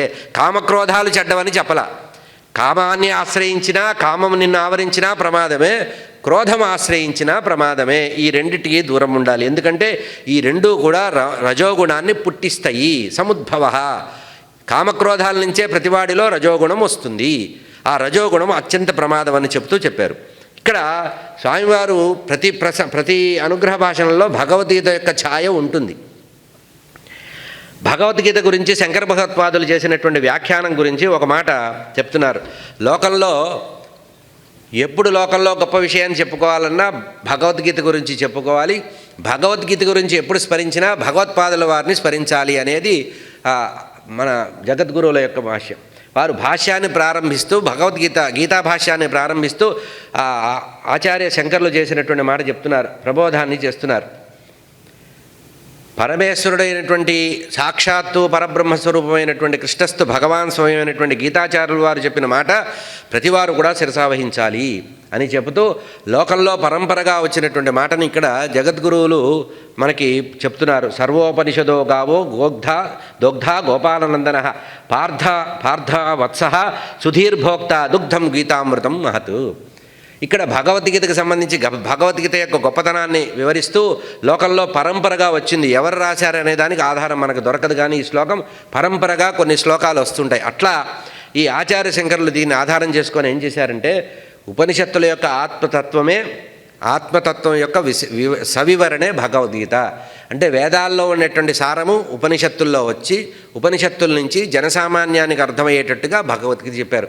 అందుకనే మనం భగవద్గీత గురించి చెప్పుకునేటప్పుడు ఏం చెప్తాం? శ్రీమద్ భగవద్గీతాసు ఉపనిషత్సు యోగశాస్త్రే కృష్ణార్జున సంవాదే అని చెప్తాం. అంటే భగవద్గీత ఉపనిషత్తు, ఆ యోగశాస్త్రము కూడా నిమిడి ఉంది కనుక ఇక్కడ ఏం చెప్పారు? భగవద్గీత ఏం చెప్పింది? జ్ఞానాన్ని ఇచ్చింది. ఆ జ్ఞానాన్ని ఇచ్చినప్పుడు పోల్చి చెప్పిన మాట ఏంటి? సర్వోపనిషదో గావా దోగ్ధ గోపాలనందన. భగవద్గీతను ఉపదేశించినటువంటి పరమాత్మ ఎవరు? గోపాలుడు. ఆ గోవు భగవద్గీత, అర్జునుడు ఎవరు? వత్సము అని పోల్చారు. కనుక సర్వోపనిషదో గావో, సర్వ ఉపనిషత్తులు కూడా ఒక గోరూపంలో ఉన్నాయి. ఆ దోగ్ధ గోపాలనందన, పాలు పితడానికి వచ్చిన వ్యక్తి ఎవరు? కృష్ణ పరమాత్మ, గీతామృతాన్ని ఇవ్వడానికి. అయితే మధ్యలో ఎవరిని ఆశ్రయించారు? ఎవరి ద్వారా లోకానికి ప్రచారం చేశారు అంటే పార్థ. ఆ గోవత్సం ఎవరంటే పార్థుడు, అర్జునుడు అన్నారు. మరి ఇక్కడ అర్జునుడిని ఆధారం పెట్టుకొని లోకంలో జగద్గురు ఎందుకు చెప్పారంటే దానికి సమన్వయం చెప్తున్నారు స్వామివారు. ఎంతటి గోపాలుడైనా పాలు పితకడానికి వస్తే ముందు వత్సము చేపనిది ఆవు పాలని ప్రసరింపజేయదట. అంటే ఏమిటి? ఆవు యజమాని దాణా ఇచ్చినా, చక్కటి ఆహారం ఇచ్చినా, నీరు ఇచ్చినా, స్నానం చేయించినా, పోషణ చేసినా గోపాలుడు స్వయంగా చెంబు పట్టుకొని వస్తే పాలు ఇవ్వదట, తన్ని వదిలిపెట్టేస్తుంది. ముందు దూడని పంపించి దూడని మచ్చిక చేయించి చేపిన తర్వాత అది కొంచెము స్వీకరించిన తర్వాత మిగిలిన పాలని మనం తీసుకోవాలి. ఇక్కడ కృష్ణ పరమాత్మ కూడా, జగద్గురు అయినటువంటి కృష్ణ పరమాత్మ కూడా ఏం చేశారట? ముందుగా అర్జునుడిని అడ్డం పెట్టుకొని ఆ అమృతప్రాయమైనటువంటి ఉపనిషత్ సుధ గోవు నుంచి తీసుకురావాల్సి ఆ అర్జునుడిని వదిలిపెట్టి అర్జునుడికి చెప్పినట్టుగా చెప్పి లోకంలో మనందరికీ భగవద్గీత చెప్తున్నారయ్యా. కనుక కృష్ణ పరమాత్మ భగవద్గీత చెప్పింది అర్జునుడి కోసం కాదు, మన కోసము. అర్జునుడిని మధ్యలో మిషగా పెట్టుకున్నారు, అందుకనే అర్జునుడిని గోవత్సము చేశారు అని శంకరాచార్య స్వామి వారు చెప్పిన మాటని అనుగ్రహ భాషణలో చెప్తున్నారు. తమేవ విదిత్వా అతిమృత్యువేతి అని దానికి ప్రమాణం చెప్తూ ఒక జ్ఞానాన్ని ప్రసరింపజేయాలంటే ఇక్కడ నేరుగా ఉపనిషత్తును నేరుగా చెప్పకూడదు. కనుక అంటే జనసామాన్యమంతా కూడా భవిష్యత్తులో ప్రతివారి చేతిలో భగవద్గీత ఉండి ప్రతివాడు భగవద్గీత చదువుతూ దాని 700 శ్లోకాలని ముక్కును పట్టేసి అప్పచెప్పేస్తూ ఉంటారే, భవిష్యత్తులో ఈ పరిస్థితి వస్తుందనే ఉద్దేశంతోనే నేరుగా ఉపనిషత్తుని నేరుగా దించకుండా అదే ఉపనిషత్తుని కృష్ణ పరమాత్మ చెప్పచ్చు కదా. అర్జునుడిని అడ్డం పెట్టుకోవాల్సిన అవసరం లేకుండా లోకంలో నేరుగా ఉపనిషత్తులే చెప్పవచ్చు. ఉపనిషత్తుల యొక్క సారాన్ని భగవద్గీతగా మార్చి ఎందుకు చెప్పారు అంటే అక్కడ అర్థం ఏంటంటే ఉపనిషత్తులు అందరూ కూడా అధ్యయనం చేయకూడదు, యోగ్యతలు ఉండవు. వేదాధ్యయనం చేసిన వాడికే ఉపనిషత్తు అధ్యయనం పనికొస్తుంది. కనుక ఆ వేదాల్లో ఉండే సారం ఉపనిషత్తుగా మారితే ఉపనిషత్తుల్లో ఉండే సారాన్ని గీతాసారంగా మార్చి జగద్గురు అయినటువంటి ఆ కృష్ణ పరమాత్మ లోకంలో అందరికీ ఇచ్చారు. ఈ వయా మార్గంగా ఒకడు ఉండాలి కనుక అర్జునుడిని వదిలిపెట్టారు. నరనారాయణులు అభిన్నులు కనుక వారి యొక్క అంశ సంభూతుడైనటువంటి మహావిష్ణువు అంశే నరనారాయణులు కనుక వారి ద్వారా చెప్పారని చెప్పి ఉపనిషత్ సారాన్ని భగవద్గీత రూపంలో స్వామి చెప్పారు.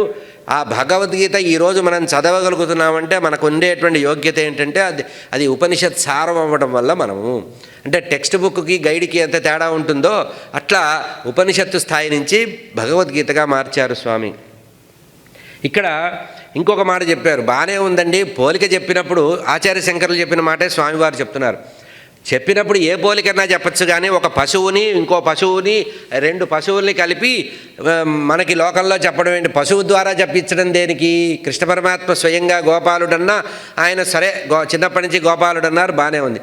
మరి ఆవు పశువే, దూడ కూడా పశువే కదా, పశువుతో పోల్చడం ఏమిటి అంటే దానికి చెప్తున్నారు. ఉపనిషత్సారమే భగవద్గీతాన్ని నిరూపిస్తూ ఇక్కడ గోశబ్దము కేవలము పశు శబ్దంగా కాదు అన్నారు. గోవు అంటే కేవలం పశువు కాదంటే సాధారణ పశువు కాదు, అంటే లోకంలో ఉండే పశుపక్ష్యాదులతో దాన్ని చేర్చి జంతువుగా చూడకూడదు. ఇక్కడ గోవు ధర్మదేవత అనేటువంటి దానికి చెప్పారనమాట. గోవు మాత్రమే ఇక్కడ గోవుగానే భావన చేయాలి, కానీ దానిలో ఉండేటువంటి విపరీతార్థం తీసుకోకూడదు అని చెప్పారు. ఎందుకంటే నిజంగా ఆ పశుజాతిలో సర్వశ్రేష్టమైనది ఏది? గోవు. కనుక ఆ పరమేశ్వరుడు యొక్క దక్ష ప్రజాపతికి బ్రహ్మగారు సృష్టి చేసిన తర్వాత గోవు ఎట్లా వచ్చిందంటే మహాభారతంలో ఉంది ఇక్కడ మనకి. గోవు ఎట్లా వచ్చిందంటే మొట్టమొదట భూమి మీదికి ఆ దక్ష ప్రజాపతి జీవ సృష్టి చేయమన్నారట. బ్రహ్మగారు చెప్పారు, నాయనా సంతానాన్ని సృష్టించరా, నేను మానసిక సృష్టి చేశాను, నువ్వు భౌతిక సృష్టి చేయరా అంటే అప్పుడు భౌతిక సృష్టి చేశారట. ఆ పుట్టిన వాళ్ళందరూ కడుపులు ఎండిపోతున్నాయి, ఆకలి అవుతుంది, నాకు ఆహారం పెట్టమని దక్ష ప్రజాపతి దగ్గరకు వచ్చి ఏడ్చారట. అప్పుడు ఏం చేయమంటే అప్పుడు ఆ బ్రహ్మగారు చెప్పారట, అమృతపానం చెయ్యి, నువ్వు అమృతపానం చేయడం వల్ల జీవులందరూ తృప్తి పడతారని. అప్పుడు దక్ష ప్రజాపతి అమృతపానం చేస్తే వారి ముక్కులలో నుంచి శ్వాస వచ్చిందట. ఆ అమృతపానం చేసిన తర్వాత త్రేణుపు లాంటిది వస్తుంది చూసారా, ఏదైనా కడుపు నిండిన తర్వాత త్రేణుపు వస్తుందే, ఆ త్రేణుపు వచ్చేటప్పటికి ఆ త్రేణుపులో నుంచి ధేనువులు పుట్టాయట. కామధేనువు, నందిని మొదలైనటువంటి కోటాను కోట్ల వీళ్ళు పుట్టారట. ఆ పుట్టిన తర్వాత కూడా ఏం జరిగింది, ఈ గోవులు పుట్టిన తర్వాత వత్సాలు కూడా పుట్టడం మొదలుపెట్టింది. అంటే మానవ సృష్టి ఎట్లా చేశారో మానవులతో సమానంగా గోవుల్ని సృష్టించారు పరమాత్మ. అప్పుడు ఇంకొక జీవి లేదు భూమి మీద. కనుక ఈ మానవుడికి జ్ఞానం ఉపదేశించాలంటే ఎవరుండాలి? గోవే ఉండాలి. అంటే ఏ పరమాత్మ అయితే బ్రహ్మగారి యొక్క ఆదేశం ప్రకారం అయితే దక్ష ప్రజాపతి మానవలోకాన్ని సృష్టించారో, ఆ మానవులంటే అప్పట్లో మహర్షులను సృష్టించారో, ఆ మహర్షులతో సమంగా సృష్టించబడ్డ వారెవరు? గోవులు. కనుక వీరికి ఉపదేశం చేయాలంటే వారే ఉండాలి, సమ ఉజ్జీవులే ఉండాలిగా, సమానమైన వారు ఉండాలి. కనుక ఇక్కడ గోవు పశువుగా చూడకుండా సమానంగా చూడాలి. అప్పుడే ఇంకా చాలా అందమైన కథ ఉంటుంది భారతంలో. అప్పుడు ఏం జరిగిందట, కోటాను కోట్ల వత్సాలు దూడలన్నీ కూడా బయట తిరుగుతున్నాయట, ఇష్టం వచ్చినట్టు తిరుగుతున్నాయట. అంటే గోవు దగ్గర పాలు తాగడం, ఆ పాలు నురుగులన్నీ కూడా బుగ్గలో ఉంచుకొని ఇంకా నోట్లో పాలు ఉంచుకొని గంతులేస్తుంది. ఆవు సాధారణంగా లేగదూడ పాలు తాగిన తర్వాత అరగడానికి ఎగిరి పడుతుంటుంది. అట్లా ఎగిరి పడుతుంటే అదే సమయంలో కైలాసం నుంచి శంకర్ల వారు వచ్చారట. శంకర్ల వారు వచ్చి ఏదో పని మీద వచ్చి త్రిశూలం పట్టుకొని అట్లా వెళుతున్నారట, అంగలు వేసుకుంటూ వెళ్తున్నారట. ఈ దూడలు లెక్క చేయలేదు, మాకేం లెక్క, మేము మెజారిటీ ఉన్నాం కదా అని చెప్పి ఇవి ఎగురుతున్నాయట. పాలు నోట్లో పుక్కిట పట్టినాయి, నురుగులు వస్తున్నాయి. ఆ నురుగులు కక్కుతుంటే ఆ నురుగుల్లో కొంత భాగం స్వామివారి యొక్క పాలం మీద పడిందట, శంకర్ల వారి యొక్క నుదుటి మీద పడిందట. చిచి ఎంగిలి నా మొహాన మీద పడేస్తారా అని చెప్పి ఆయన కోపం వచ్చి మూడవ కన్ను తెరిచి క్రోధంతో చూశారట. అట్లా చూసినప్పుడు ఆ కవిలిపోయినటువంటి గోవులే మనకు కపిల గోవులు. ఇప్పుడు కపిల గోవును మనం చాలా శ్రేష్టంగా పూజ చేస్తాం కదా, ఏదైనా దానం చేసినా పాలు తాగినా ఏం చేసినా కపిల గోవు అంటామే, ఈశ్వర అనుగ్రహ సంపన్నం.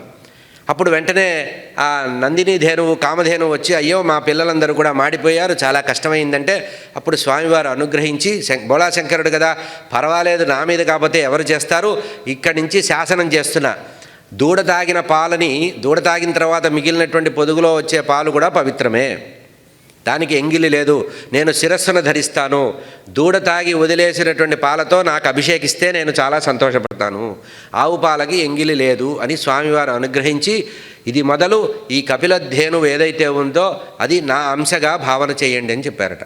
కనుక అటువంటి గోవు వత్సంతో పోలుకొని గీతోపదేశం చేశారు అన్నారు. కనుక ఈశ్వరాభిషేకానికి ఏ గోవు యొక్క పాలని వాడతామో అటువంటి శంకర ప్రీతిగా కూడా మనం ఈ గీతామృతాన్ని వినవాలి.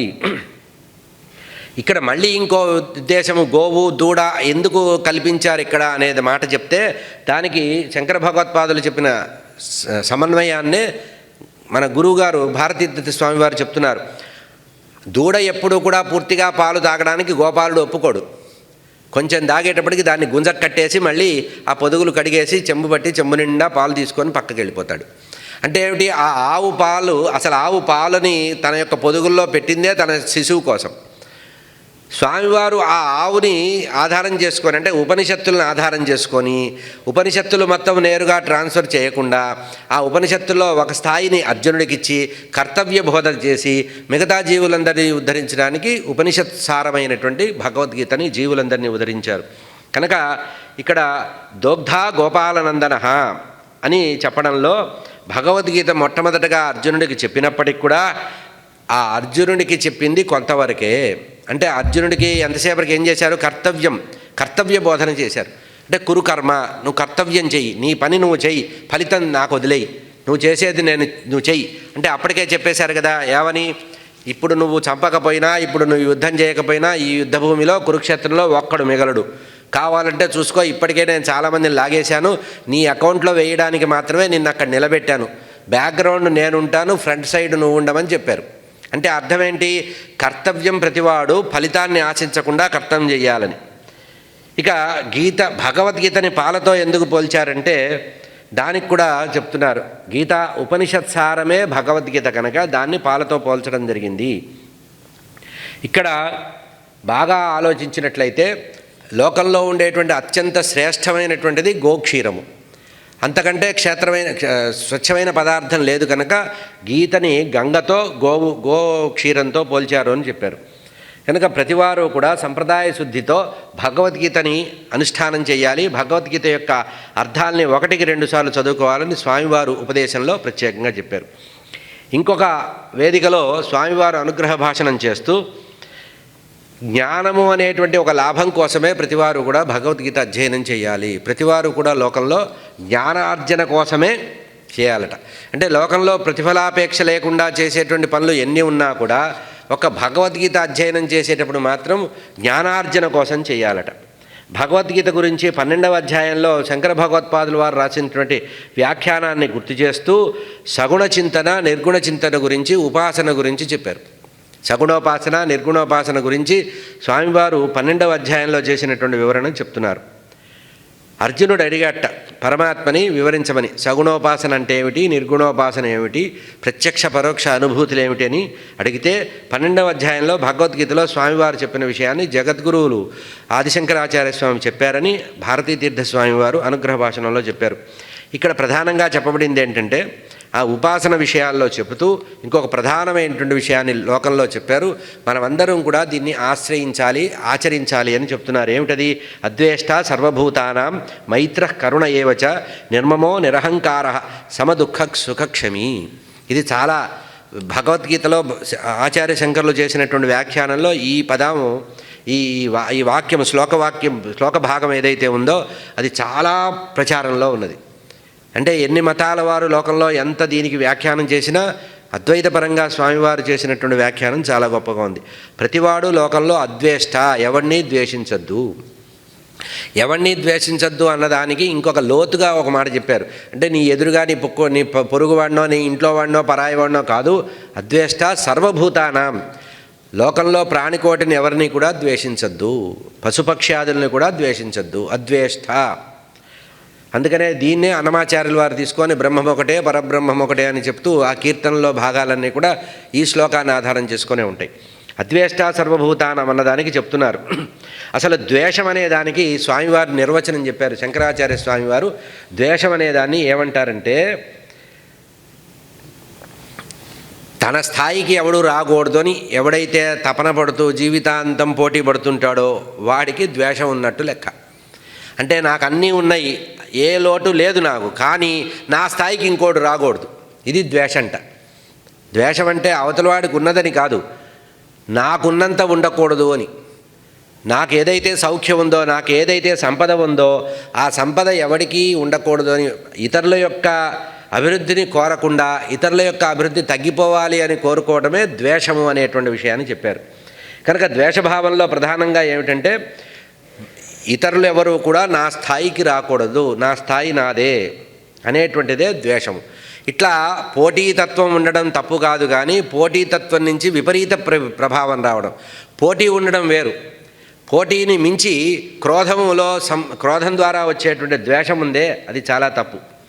ఇక ఇక్కడ చెప్పిన శ్లోకంలో చెప్పిన మాట ఏంటి? అద్వేష్ట సర్వభూతానాం అని ప్రధానంగా చెప్పబడ్డప్పటికీ రెండవది ఏం చెప్పారు? మైత్ర కరుణ ఏవచ. మైత్రి ఉండాలి, కరుణ ఉండాలి. నిర్మమో నిరహంకార సమదుఃఖ సుఖక్షం. ఎవడు లోకంలో సుఖంగా ఉంటాడు, అసలు సుఖం ఎట్లా వస్తుంది జీవితంలో అన్నదానికి ప్రామాణికంగా కొన్ని మాటలు చెప్పారు. జీవికి అంటే ప్రాణికోటిలో ప్రతివాడికి కూడా, ముఖ్యంగా మానవుడికి సుఖం రావాలంటే దేనివల్ల సుఖం వస్తుంది, దేనివల్ల సుఖ సాధనం సులభంగా సుఖం ఎట్లా వస్తుందంటే మొట్టమొదట ఏ జీవిని ద్వేషించకపోవడం వల్ల, సర్వభూతాల పట్ల సమభావం కలగటం వల్ల, సర్వజీవుల పట్ల మైత్రీభావం కలిగి ఉండటం వల్ల, సర్వజీవుల పట్ల కరుణా స్వభావం కలగటం వల్ల, మోహం అనేది పూర్తిగా వదులుకోవటం వల్ల, అహంకారం అనేది పూర్తిగా వదిలిపెట్టడం వల్ల సుఖం అనేది వస్తుంది. ఇది ఒక పెద్ద సామగ్రి. ఈ సామాన్లు ఎవడైతే పోది చేసుకుంటాడో వాడికి సుఖం ఉంటుంది. సుఖము అంటే ఏమిటంటే సంపద వల్ల వచ్చేది కాదు, తృప్తి వల్ల వచ్చేది కూడా కాదు. తన ఆత్మకి ఏదైతే హితమవుతుందో అది సుఖము. తన ఆత్మకి అంటే ఆత్మ అంటే మళ్ళీ శరీరం కాదు. ఏసీ వేసుకుంటే చల్లగా ఉంటుంది, చలికాలంలో మనం హీటర్ పెట్టుకుంటే వెచ్చగా ఉంటుంది, ఇవి సుఖాలు కావు. అంటే శారీరకంగా వచ్చేది సుఖము కాదు, ఆత్మకి వచ్చే సుఖం మాత్రమే సుఖము. కనుక శరీరాన్ని నమ్మినవాడు నశిస్తాడు, ఆత్మను నమ్మినవాడు శాశ్వతంగా ఉంటాడు.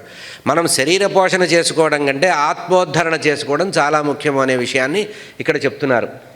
కనుక ఏ ప్రాణిని కూడా నిందించకపోవడం. ఇక మైత్రి అనే మాటకు చెప్పిన మాట ఏంటంటే స్నేహము చేయడం. ఈ స్నేహానికి కూడా ముందు ముందు అనుగ్రహ భాషణాల్లో కొన్ని మాటలు చెప్తారు. సమయం ఉంటే ఈరోజు, లేకపోతే రేపు కూడా దాన్ని కొనసాగిద్దాం. ఈ మైత్రి అనే దాంట్లో ఏముంటుందంటే నేను బాగుండడం అనేది సహజంగా నా అదృష్టం, పక్కవాడు కూడా బాగుండాలి అనుకోవడం మైత్రికి సంబంధించిన లక్షణం. నేను బాగుండడం ఎంత ప్రధానమో పక్కనవాడు కూడా బాగుండడం అంత ప్రధానము. కనుక పక్కవాడు కూడా బాగుండాలి అనేటువంటి కోరుకోవడమే మైత్రి. అంటే అవతలవాడి హితాన్ని కోరడమే మైత్రికి సంబంధించిన విషయం అని చెప్తున్నారు. కనుక ప్రగాఢంగా ఏది కూడా తన కోసం మాత్రమే తాను ఆలోచించి చేయడం అనే దాని విషయంలో ఇది ఉంది, క్రోధం ఉంటుంది, దాన్ని వదిలిపెట్టాలి. ఇక్కడ మైత్రి అనే దానికి శంకర భగవత్పాదులు వారు చెప్పిన నిర్వచనాన్ని ఇక్కడ చెప్తున్నారు స్వామివారు. మైత్రి అంటే ఎట్లా ఉండాలటంటే పాలల్లో కలిసిన నీళ్లలాగా ఉండాలట. నీళ్లను వెతుక్కుంటూ పోయి పాలు స్నేహం చేస్తేట చచ్చినా ఎవడో విడదీయలేట. పాలల్లో నీళ్లు కలిస్తే పాలైపోతాయట. మైత్రి కూడా ఎట్లా ఉండాలటంటే మనతో ఎవడైనా స్నేహం చేస్తే మనలో ఉండే సల్లక్షణాలన్నీ వాడిలో ఉండి వాడిలో ఉండే దుర్లక్షణాలన్నీ కనబడకుండా పోవాలట. అంటే నీళ్లల్లో ఉండేటువంటి ఆ నిర్గుణము అంటే ఏ రంగు ఉండదు కదా, ఆ రంగులేని తనానికి చక్కటి రూపం ఏర్పాటు చేసింది, చక్కటి ఆకారం ఏర్పాటు చేసింది స్నేహము. ఆ స్నేహం ఏంటి? పాలతో నీళ్లు కలవడం. అంటే మనం ఇక్కడ పోలిక కూడా ఏం చెప్పారంటే మామూలుగా సమఉజ్జీవులతోనే మనం స్నేహం చేస్తాం. మైత్రి చేసేటప్పుడు స్టేటస్ సింబల్ ఒకటి ఉంటుంది. వాడికి మనతో పాటు కారు ఉండాలి, వారికి మనతో పాటు ఒక బిల్డింగ్ ఉండాలి, పొలాలు ఉండాలి, మంత్లీ గెటింగులు ఉండాలి, ఎక్కడా ఫిట్టింగులు ఉండకూడదు, ఇటువంటివి మనం కోరుకుంటూ ఉంటాం. కానీ ఇక్కడ పాలు నీటితో స్నేహం చేసేటప్పుడు నీటిలో ఏ గుణాన్ని చూడటం లేదుట. నీటిని తనలో కలుపుకుంటోంది. తనలో కలుపుకోవడం వల్ల నీరుగా అనే పదార్థాన్ని భౌతికంగా పోగొట్టుకొని తన గుణాన్ని పూర్తిగా ఇచ్చేస్తోంది, త్యాగం ఇచ్చేస్తోంది. తాను పలచబడ్డా కూడా అంటే తాను కొంచెం సంపదని తగ్గించుకున్నా కూడా మైత్రి ద్వారా అవతల వాడిని సమానం చేస్తోంది. కనుక మైత్రి అంటే అర్థం ఏంటంటే పాలతో నీళ్లు కలిసిన విధంగా. ఇక ఆ పాలు సర్వకాల సర్వావస్థల్లో నీటిని రక్షిస్తూ ఉంటుందట. ఒక్కసారి స్నేహం చేస్తే ఆ స్నేహము ఎప్పటికీ కంటిన్యూ చేస్తుందట. ఉదాహరణకి ఆ పాల నుంచి నీళ్లను వేరు చేద్దామని ఎవడైనా గట్టిగా పట్టుకొని ఆ మైత్రీ బంధాన్ని విడదీయాలని ప్రయత్నం చేస్తే అంటే పాలను గనక పొయ్యి మీద పెడితే ఏమవుతుంది? ఆ పాలల్లో ఉండేటువంటి నీళ్ళన్నీ కూడా ఆవిరి రూపంలో పైకి వెళ్ళిపోతుంటే పాపము అతనికి ప్రమాదం కలుగుతోంది. తన స్నేహంలో అతనికి ప్రమాదం కలుగుతోంది. పాలు ఏం చేస్తాయట? వెంటనే ఏం చేస్తుంది? పొంగుతుందట. ఆ పొంగి ఏం చేస్తుంది? ఆ నిప్పుని ఆర్పేస్తుంది. అంటే ఏమిటి? ఆ వెళ్ళిపోయినటువంటి ఆ నీటిని తిరిగి చచ్చినట్టు మళ్ళీ వాడు యజమాని కలపాలి. తన్ని ఎవడైతే విడదీశాడో వాడిని మళ్ళీ కలపాలని చెప్పి బాగా పొంగిపోతుంటే మనం ఏం చేస్తాం? నీళ్లు తీసుకొని దాని మీద వేస్తాం. అంటే ఏ నీటిని పాల నుంచి వేరు చేయడానికి ప్రయత్నం చేశారో ఆ నీటిని మళ్ళీ తనలో కలిసే వరకు ఆ మైత్రిలో ఉండేటువంటి మైత్రీ ధర్మంలో ఉండే పాలు తగ్గవట. ఆ నీళ్లు పోసేటప్పటికి ఏమవుతుంది? పాలు మళ్ళీ యథార్థ స్థితికి వస్తాయి. అంటే విడదీసినా కూడా విడదీయకుండా తానుగా తన మైత్రీ బంధాన్ని కలిగి ఉండడం అనేది పాలు నీళ్లలాగా ఉండాలట. ఇట్లా లోకంలో అంగీకరించకూడదట. తన ఎవరితో స్నేహం చేశాడో వాడి యొక్క పతనావస్థ కానీ వాడు కోల్పోవడం కానీ వాడు దిగజారడం కానీ చూడకుండా వాడిని కాపాడుకుంటూ పోవాలట. ఇట్లా ముందు బాధపడుతున్నటువంటి నీరు బాధపడుతుంది. ఆ నీటి బాధని చూసి తపిస్తుందట పాలు. తపించి ఏం చేస్తుంది? తాను బాధపడ్డా కూడా పట్టించుకోకుండా పొంగిపోతుందట. తాను పొంగిపోయి నిప్పులో పడ్డం అంటే అర్థం ఏంటి? తనకి కష్టమే కదా. కానీ కష్టాన్ని కూడా ఓర్చుకున్నటువంటి పాలు ఆ స్నేహధర్మం ప్రకారం మైత్రి అనేటువంటి ఒక పవిత్రమైన ధర్మాన్ని కాపాడుతూ ఆ నీటిని మళ్ళీ కలిసే వరకు ఊరుకోకుండా దీక్షగా ఉంటుందట. కనుక ఎవరు విడదీయలేనటువంటి మైత్రి. ఇట్లా మైత్రి కలగాలి. మనం ఈ మైత్రిని విపరీతంగా భావన చేస్తామని చెప్తున్నారు స్వామివారు. మామూలుగా మనం ఏం చేస్తామంటే మన సంపద పెంచుకోవడానికి మాత్రమే మనం స్నేహాన్ని పెడతాం.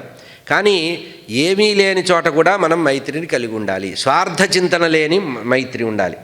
కనుక పాపం ఆ నీటి మీద జాలి పడుతుందట, పాలకి జాలి కలుగుతుందట. నిరాధారమైనది, లోకంలో ఎవరు దానికి దిక్కులేరు, దిక్కుమొక్కు లేరు, దాన్ని నేను కాకపోతే ఎవరు ఆదరిస్తారని మైత్రి చేస్తుందట.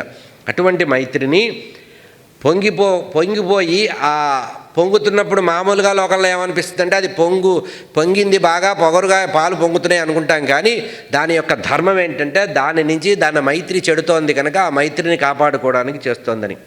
కనుక గతంలో ఎట్లా ఉన్నారో కష్టం వచ్చినప్పుడు కష్టాలలో సాటివారికి సహాయం చేసి తనతో పాటు సమానంగా ఉంచుకోవడమే మైత్రి. కనుక మైత్ర కరుణ ఏవచ అంటే అదే అర్థం. ఇక్కడ అద్వేష్ట సర్వభూతానం అన్నదానికి ముగింపుగా చెప్పిన మాటలు ఇదన్నమాట. స్నేహంగా ఉండాలి. పాలు ఎట్లా నీళ్లతో కలిసి స్నేహంగా ఉన్నాయో అట్లా ఉండాలి. అద్వేష్ట సర్వభూతానం మైత్ర అన్న చోట ఎవరిని కూడా ద్వేషించకూడదని మొట్టమొదట చెప్పి ద్వేషస్థానంలో మైత్రిని కలుపుకోవాలట. ఎవరిని ద్వేషించద్దు. ఆ ఏదైతే ద్వేషం అనేటువంటి భావం నీ దగ్గర ఉందో ఆ ద్వేషం అనే భావాన్ని పూర్తిగా పోగొట్టి ఆ స్థానంలో మైత్రిని నింపాలట. మైత్రి అనే దాన్ని నింపుకోవాలి. ఇట్లా ఉంటే ప్రాణికోటి సుఖంగా ఉంటారు. అవతలివాడిలో సుఖాన్ని, అవతలివాడిలో ఆనందాన్ని చూస్తే మన జీవితంలో మనకి సుఖం వస్తుంది. కనుక ప్రతివాడు కూడా ఆత్మోద్ధరణకి ప్రయత్నం చేయాలి, కానీ భౌతిక వాంఛలకి ప్రయత్నం చేయకూడదు. ఇక దీంట్లోనే మైత్ర కరుణ ఏవచ అన్నారు కదా, ఆ కరుణకు సంబంధించి స్వామివారు ఇంకొక అనుగ్రహ భాషణంలో చెప్తున్నమాట. ఇక్కడ భవభూతి ఒక మాట చెప్పారు, ఏకో రస కరుణ ఏవా. నవరసాలు ఉన్నాయి, బాగానే ఉంది, అందులో కరుణరసానికి స్థాయి దేనికి లేదు. ఎన్ని రసాలున్నా కూడా అన్ని రసాల్లోకి సర్వోత్కృష్టమైన రసము కరుణరసం. అటువంటి కరుణరసం చాలా గొప్పది. ఈ కరుణ అనే దానికి మనకు అర్థమయ్యే భాషలో చెప్పాలంటే దయ, అనుకంప, దయ. దయనే కరుణ అనేటువంటి మాట పడతారు. అంటే ఎవరైనా ఎప్పుడైనా బాధపడుతుంటే వారి బాధని తలుచుకోలేక వారు పడుతున్న బాధని చూసి చాలా మనస్సు చంచలమయ్యి చివరికి ఏం చేస్తాము, వారికి బాధ నివారణ కలిగించాలి. ఇది కరుణకు సంబంధించిన విషయం. కనుక సాధారణంగా ప్రతివారు ఎట్లా ఉండాలి? దయార్ద్ర హృదయుడై ఉండాలట. ఆర్ద్ర హృదయుడై ఉండాలి. ఆ ఆర్ద్రంలో ఏం కలవాలట? దయ అనేది కలవాలి. దయతో కూడినటువంటి ఆర్ద్రత్వం అంటే తడిసిపోవాలి. ఆర్ద్రత అంటే తడవటమే. అంటే అర్థం ఏంటి? కళ్ళు చెమ్మగిల్లాలి, హృదయం ద్రవించాలి. అవతల వాడు ఎవడన్నా బాధపడుతుంటే ఆ స్పందన మనలో రావాలి. ఎవరిలో అయితే స్పందన ఉంటుందో వాడికి దయ ఉన్నట్టు లెక్క. ఇక ఈ దయ ఎవడిలో వల్ల వస్తుంది? అహింసావ్రతం వల్ల వస్తుంది. అహింసావ్రతం ఏ జీవికి ఎటువంటి నొప్పి కలిగించకూడదు.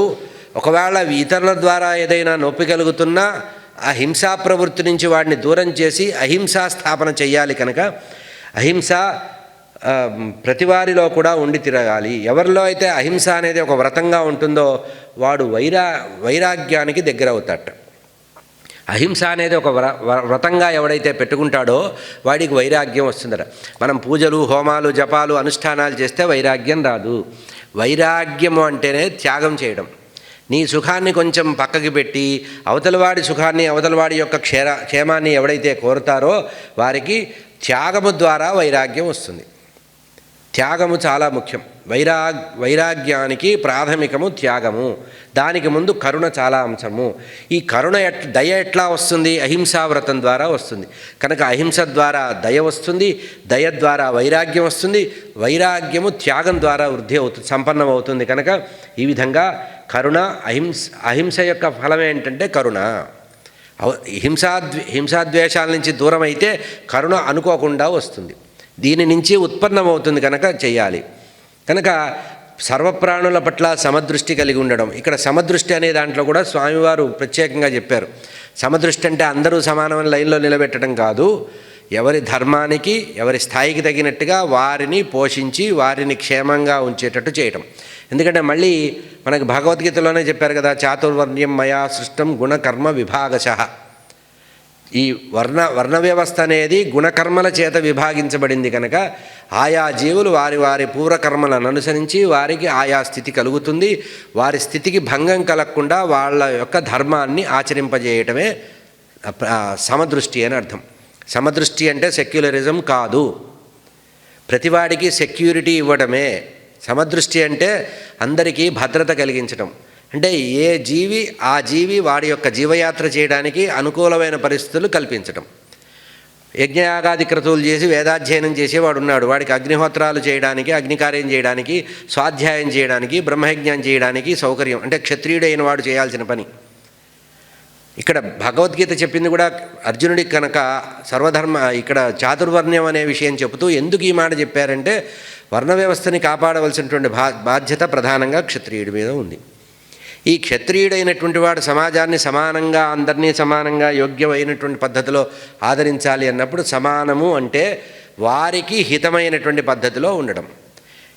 ఏ పని చేసేవాడికి ఆ పనిలో మనం సహకరించి వాడిని ప్రోత్సహించి వాడి ధర్మాన్ని వాడు నిలబెట్టేట్టు చేయడమే స్వధర్మము అని అర్థం. అంటే ఒకటి ధర్మంలో ఇంకోడు వేలు పెట్టకుండా ఉండడమే అది అర్థం. ఎవడి ధర్మాన్ని రక్షించాలంటే వాడు చేస్తున్న పనిని వాడి చేతనే చేయించేటట్టు చేస్తూ, వాడికి అవసరం వస్తే మార్గనిర్దేశం చేస్తూ, సహకారం చేస్తూ ఉపకరణం చేయాలి. దీనికే మహాభారతంలో ప్రత్యేకంగా విదుర్నీతుల్లో కానీ మనకి అనుశాసన పర్వంలో భీష్ముడు చెప్పిన మాటల్లో కానీ చూస్తే ఎవరిని ఎట్లా పోషించాలి అంటే క్షత్రియులకు సంబంధించిన రాజధర్మాలు చెబుతూ ఒక మాట చెప్తారు. వైశ్యుడున్నాడు, వ్యాపారం చేస్తున్నాడు, పెట్టుబడి పెట్టడానికి డబ్బు లేదు. రాజుగారు తన యొక్క ధనాగారం నుంచి పెట్టుబడి ఇవ్వాలట. అంటే లోన్ రూపంలో ఇచ్చి వాడు సమృద్ధి అయ్యేటట్టు చేసి వాడి చేత వాడి ధర్మాన్ని వాడు కాపాడేటట్టు చేయాలట. వ్యవసాయం చేసేటువంటి వాడు ఉన్నాడు, వ్యవసాయానికి సంబంధించిన పనిముట్లు సరఫరా చేసి వాడికి ఉపకరణాలు చేసి విత్తనాలు ఇచ్చి వాడికి నీటిపారుదల సౌకర్యం కలిగించి వాడు సుఖంగా వ్యవసాయం చేసేటట్టు చేయాలట. సేవకుడున్నాడు, రక్షణ శాఖలో సైనికుడున్నాడు, ఆ సైనికుడు రాత్రింబగళ్ళు జాగరూకంగా దేశాన్ని ప్రజల్ని రక్షించగలిగేటువంటి సామర్థ్యాన్ని వాడికి ఇవ్వాలట. వాడికి చక్కటి పుష్టికరమైన ఆహారం ఇవ్వాలి, వాడి కుటుంబ పోషణ చేయాలి. వాడు యుద్ధంలో ఉండే సమయంలో ఆ కుటుంబాన్ని తాను యాజమానిగా తీసుకొని ఆ కుటుంబ పెద్దగా రాజుగారే కుటుంబాన్ని చూడాలట.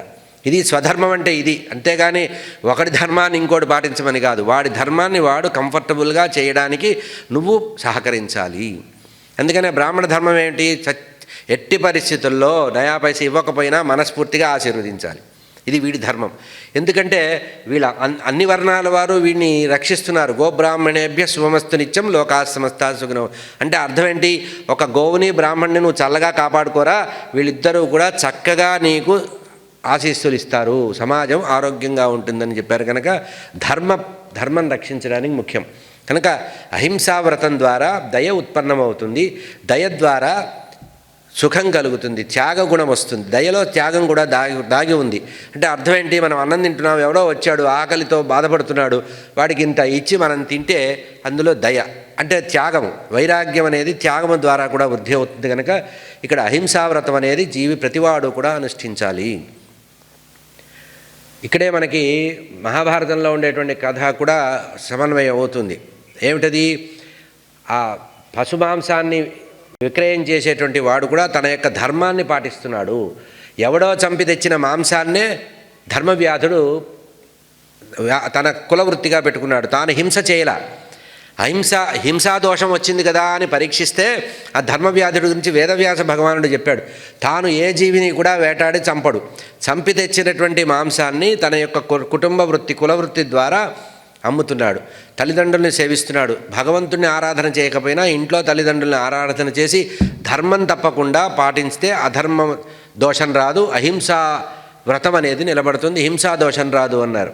కనుక ఇక్కడ కూడా చెప్తున్నారు భూతదయ ఉండడంలో ఇంకొక వృత్తాంతం చెప్తున్నారు. జగద్గురువులు చెప్తున్నమాట. ఋష్యశృంగ మహర్షి యొక్క గొప్పతనం చెప్తూ ఈ ఋష్యశృంగ మహర్షి గురించి చెప్తూ విభాండక మహాముని యొక్క కుమారుడైనటువంటి ఋష్యశృంగ మహర్షి దీర్ఘకాలం తపస్సు చేసి శంకరుల వారిని మెప్పించి అపారమైనటువంటి శక్తి సామర్థ్యాల్ని సంపాదించారు. ఒకానొక సందర్భంలో రాజ్యంలో క్షామం వస్తే ఆ క్షామాన్ని కేవలం తాను అడుగు పెట్టడం వల్లనే ఆ క్షామం పోయిందట. జగద్గురువులు విజయయాత్ర చేయడంలో ప్రధానంగా తాత్పర్యం ఇదే. ఋష్యశృంగ ఆశ్రమ ప్రదేశంలో ఉండేటువంటి శృంగేరి పీఠం ద్వారా విజయయాత్రకు వచ్చినప్పుడు మనం మలిన జీవులైనటువంటి వాళ్ళు విపరీతమైన కోరికలతో సమాజంలో అనేకమైన కోరికల్ని పెంచుకొని అపమార్గాల్లో కూడా ఉంటూ ధర్మానికి పక్కకు పెట్టి ఆర్జన సుఖము భోగం అనేవి ఉంటే మనని ఉద్ధరించి మళ్ళీ మార్గంలోకి యూటర్న్ తీసుకొని మళ్ళీ మనం సక్రమ మార్గంలో వెళ్ళడానికి వారు విజయయాత్రలు చేస్తూ లోకంలో అనుగ్రహిస్తూ ఉంటారు. అక్కడ ఉండి అర్చన చేసినా మన కోసమే, మన సౌఖ్యం కోసమే.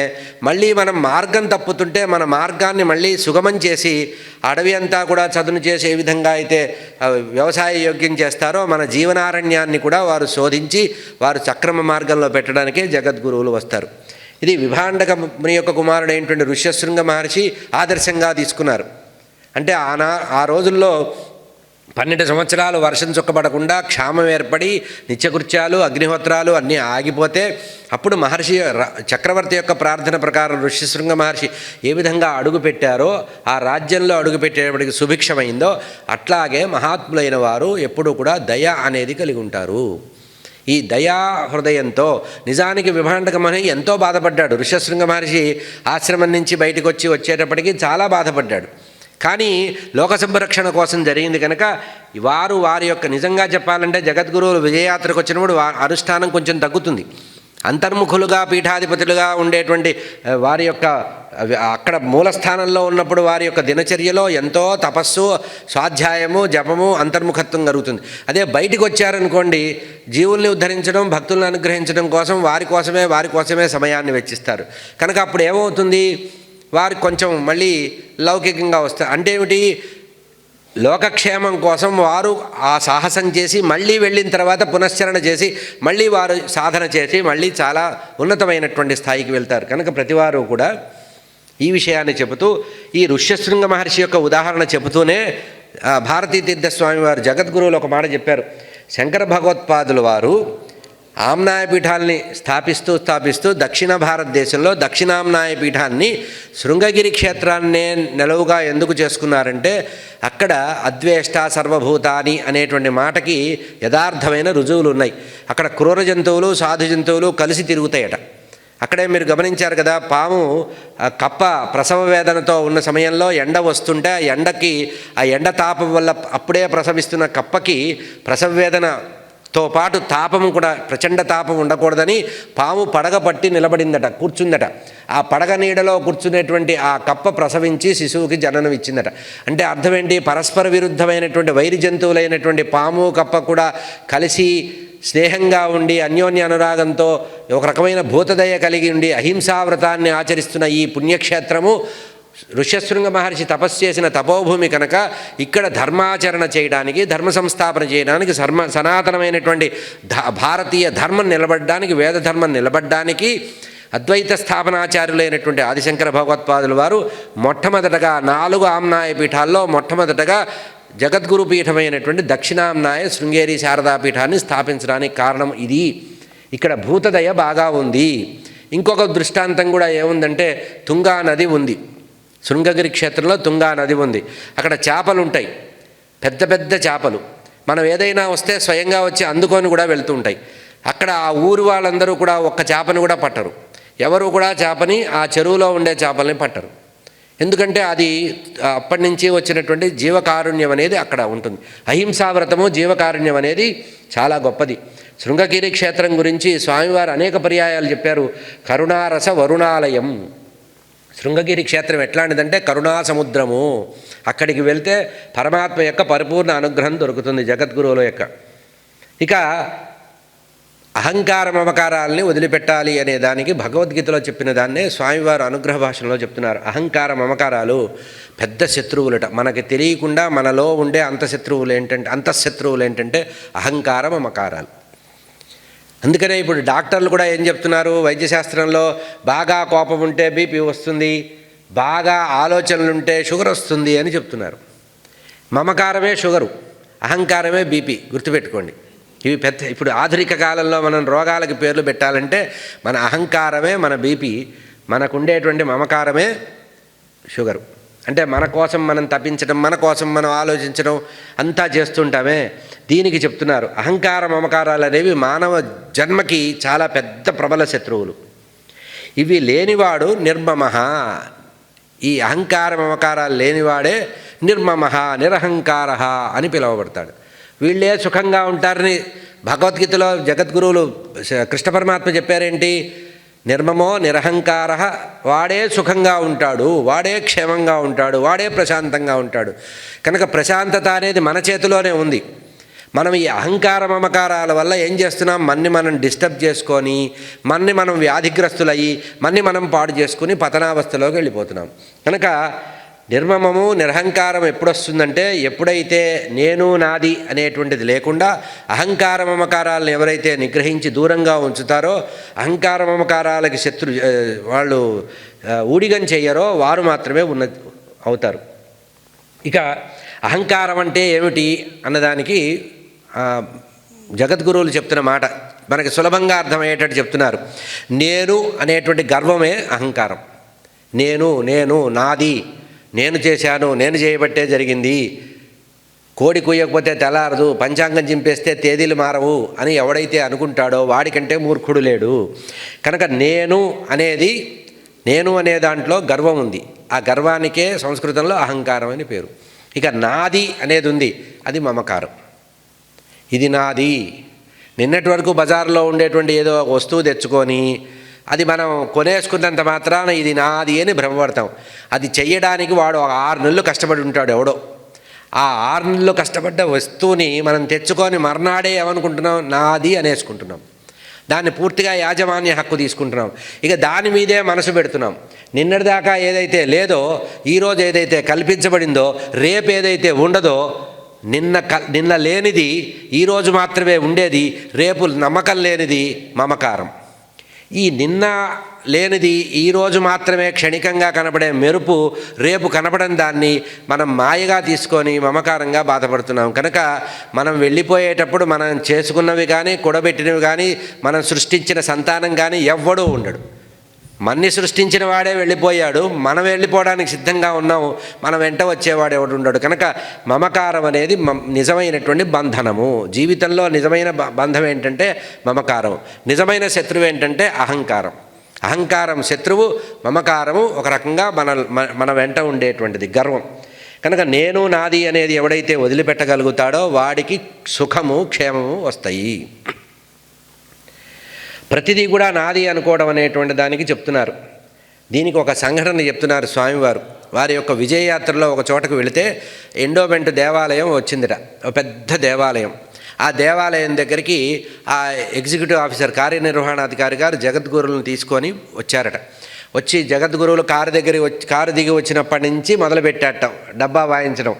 గురువుగారు, ఇది ఇంతకుముందు పాడుపడింది, ఇక్కడ ఏమీ లేదు, అంతా లేదు, అయ్యా లేదు, ఏమీ లేదు, ధూపదీప నైవేద్యాలు కూడా దీపం పెట్టే దిక్కులేరు. నేను వచ్చిన తర్వాత ఇగో ఇది కట్టాను, అది కట్టాను, అది కట్టాను, ఇది కట్టాను, నేను అది చేశాను, ఇది చేశాను, నా వల్లే అయింది, ఈ మెట్లు నేను వేయించాను, ఆ బావి నేను దవ్వించా, ఈ బోర్ నవ్వి దవ్వించాను, ప్రతిదీ చూపిస్తూ చివరికి దేవాలయంలో స్వామివారికి సంబంధించిన కిరీటం కూడా చూపించి ఇది నేనే చేశాను అన్నట్టు.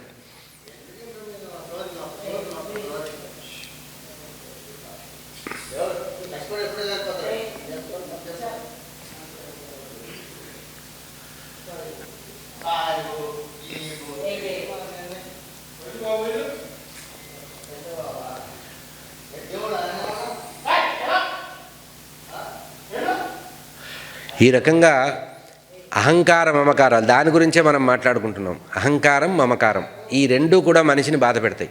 మనిషికి నిజంగా ఉండేటువంటి శత్రువు ఏంటంటే అహంకార మమకారాలు. మనం ఏదైనా ఒక వస్తువును చూసినప్పుడు ఏమనుకుంటాము? ఆ వస్తువు నాది అనేటువంటి ఒక యాజమాన్య స్థితికి వెళ్ళిపోతాం. ఆ యాజమాన్య స్థితికి వెళ్ళినప్పుడు దాని పూర్వాపరాల గురించి మనం ఆలోచించాం. అంటే ఉదాహరణకి నిన్నటి వరకు ఎవరన్నా ఒక ఇల్లు లేదా ఒక వాహనము, ఒక పొలము ఏదో ఉన్నది, వాడు చాలా కష్టాల్లో ఉండి చాలా దుర్భరమైన పరిస్థితి వచ్చి ఇక జీవించలేక వాడు అది తెగదెంపుకొని అమ్ముకొని బతకాలనుకుంటాడు. వాడి కష్టార్జితంగా ఉన్నటువంటి వస్తువుని మనం కొనుక్కొని మర్నాటి నుంచి ఏమనుకుంటాము? ఇది నాది, నేను సృష్టించాను, నా వల్ల వచ్చింది. అహంకారం, ఆ తర్వాత వచ్చింది మమకారం. ఒకటి స్టేటస్సు, 2 సెల్ఫిష్. ఈ రెండు కూడా మనిషిని ఏం చేస్తున్నాయి? బాధిస్తున్నాయి. నా వెంట ఉంది అనుకుంటాడు, రోజు అదే చూసుకుంటూ ఉంటాడట. ఆ చూసుకున్నప్పుడు వాడి మనసులో రెండు వస్తాయిట. రెండు, ఏదైనా ఒక మనం సంపాదించి పెట్టుకున్న వస్తువు, ఆ వస్తువుని చూసి ఏమనుకుంటాం? ఇది వస్తువు అంటే పశుపత్ని సుతాదులు కూడా, అందమైన కొడుకొచ్చాడు, చక్కగా మంచి రంగులో ఉన్నాడు, ఒడ్డు పొడుగున్నాడు అనుకోండి, వాడికి ఒక మంచి బట్టలు కొని మనం వాడు వేసుకుంటే తదేకంగా వెనక్కి తిరిగి ముందు తిరిగి చూస్తూనే ఉంటాం. ఆ వస్తువు పాడైపోతుంది.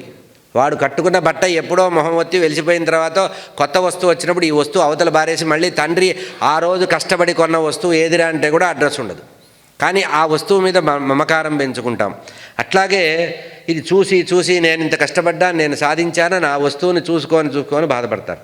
ఈ విషయాన్ని చెబుతూ జగద్గురువులు ఆ ఎగ్జిక్యూటివ్ ఆఫీసరు వచ్చినట్టు ఈవో గారు వచ్చి చూపించినటువంటి దేవాలయం అంతా చూశారట. ఎవరు? అభినవ విద్యాతీర్థ స్వామి వారి అనుభవాన్ని భారతీ తీర్థస్వామి మా గురువుల దగ్గర సంఘటన జరిగిన విషయం అని చెప్తున్నారు. విజయయాత్రకి వెళ్ళినప్పుడు అంతా అయిపోయిందట. ఆ ప్రాకారం దాకా, గాలిగోపురం దాకా వచ్చారట స్వామివారు. వాడు వెంటబడుతూ వస్తున్నాడు, వాడు కొట్టిన డబ్బా కొడుతూనే ఉన్నాడు, అంతులేదు. స్వామివారిని మాట్లాడనివ్వకుండా, స్వామివారి దగ్గరికి ఎవరిని రానివ్వకుండా అంతా వాడే కవర్ చేస్తున్నాడు. చివరికి ఏం జరిగిందట?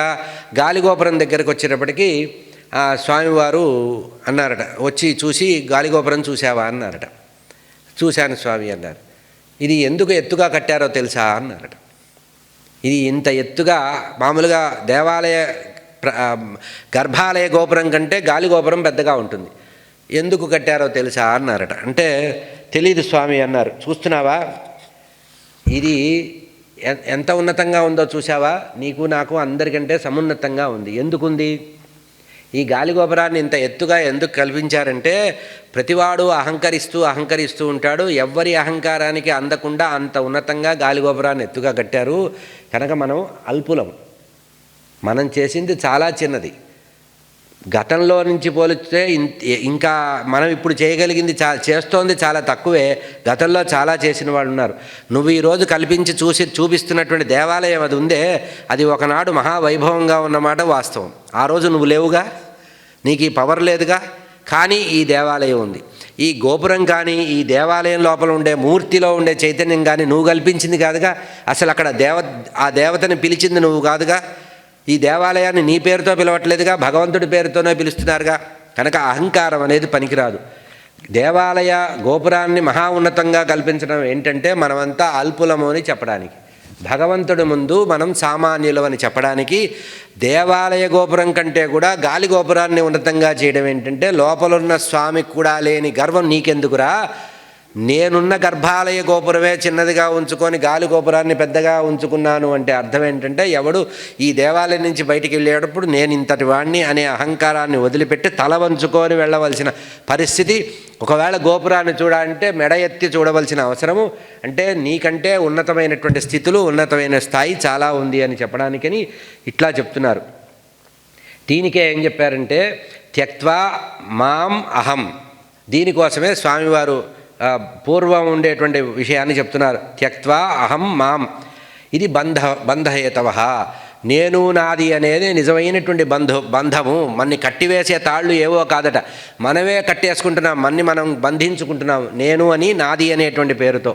కనుక అహంకార మమకారాలను ఎవడైతే వదిలిపెడతాడో దీన్నే నిర్మమో నిరహంకార.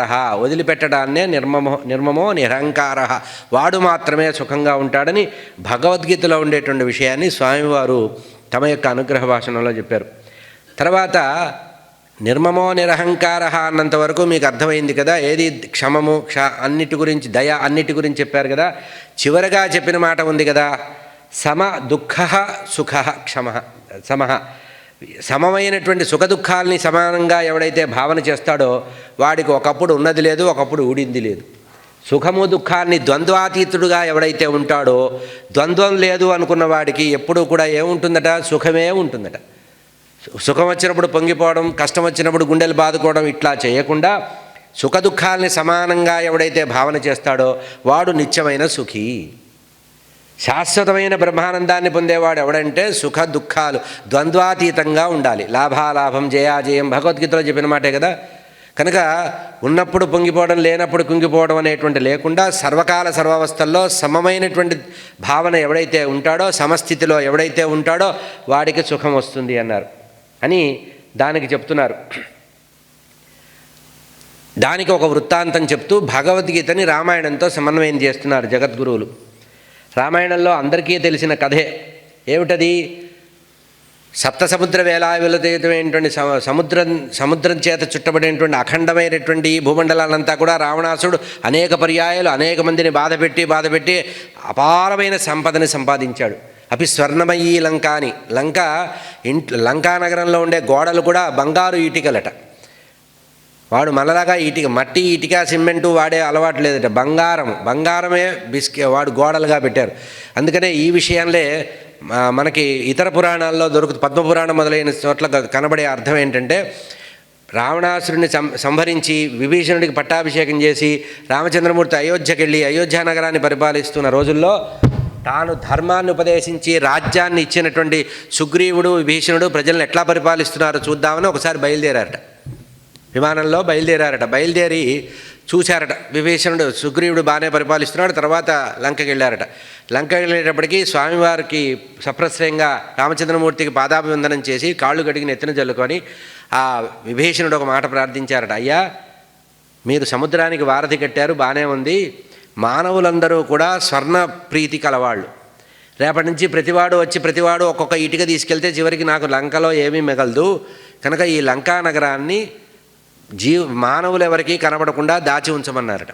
అప్పుడే ఆయన ఆ ధనుష్కోటి తన యొక్క బాణంతో మనకి కట్టిన వారధిలో మధ్యలో కొట్టివేశారట.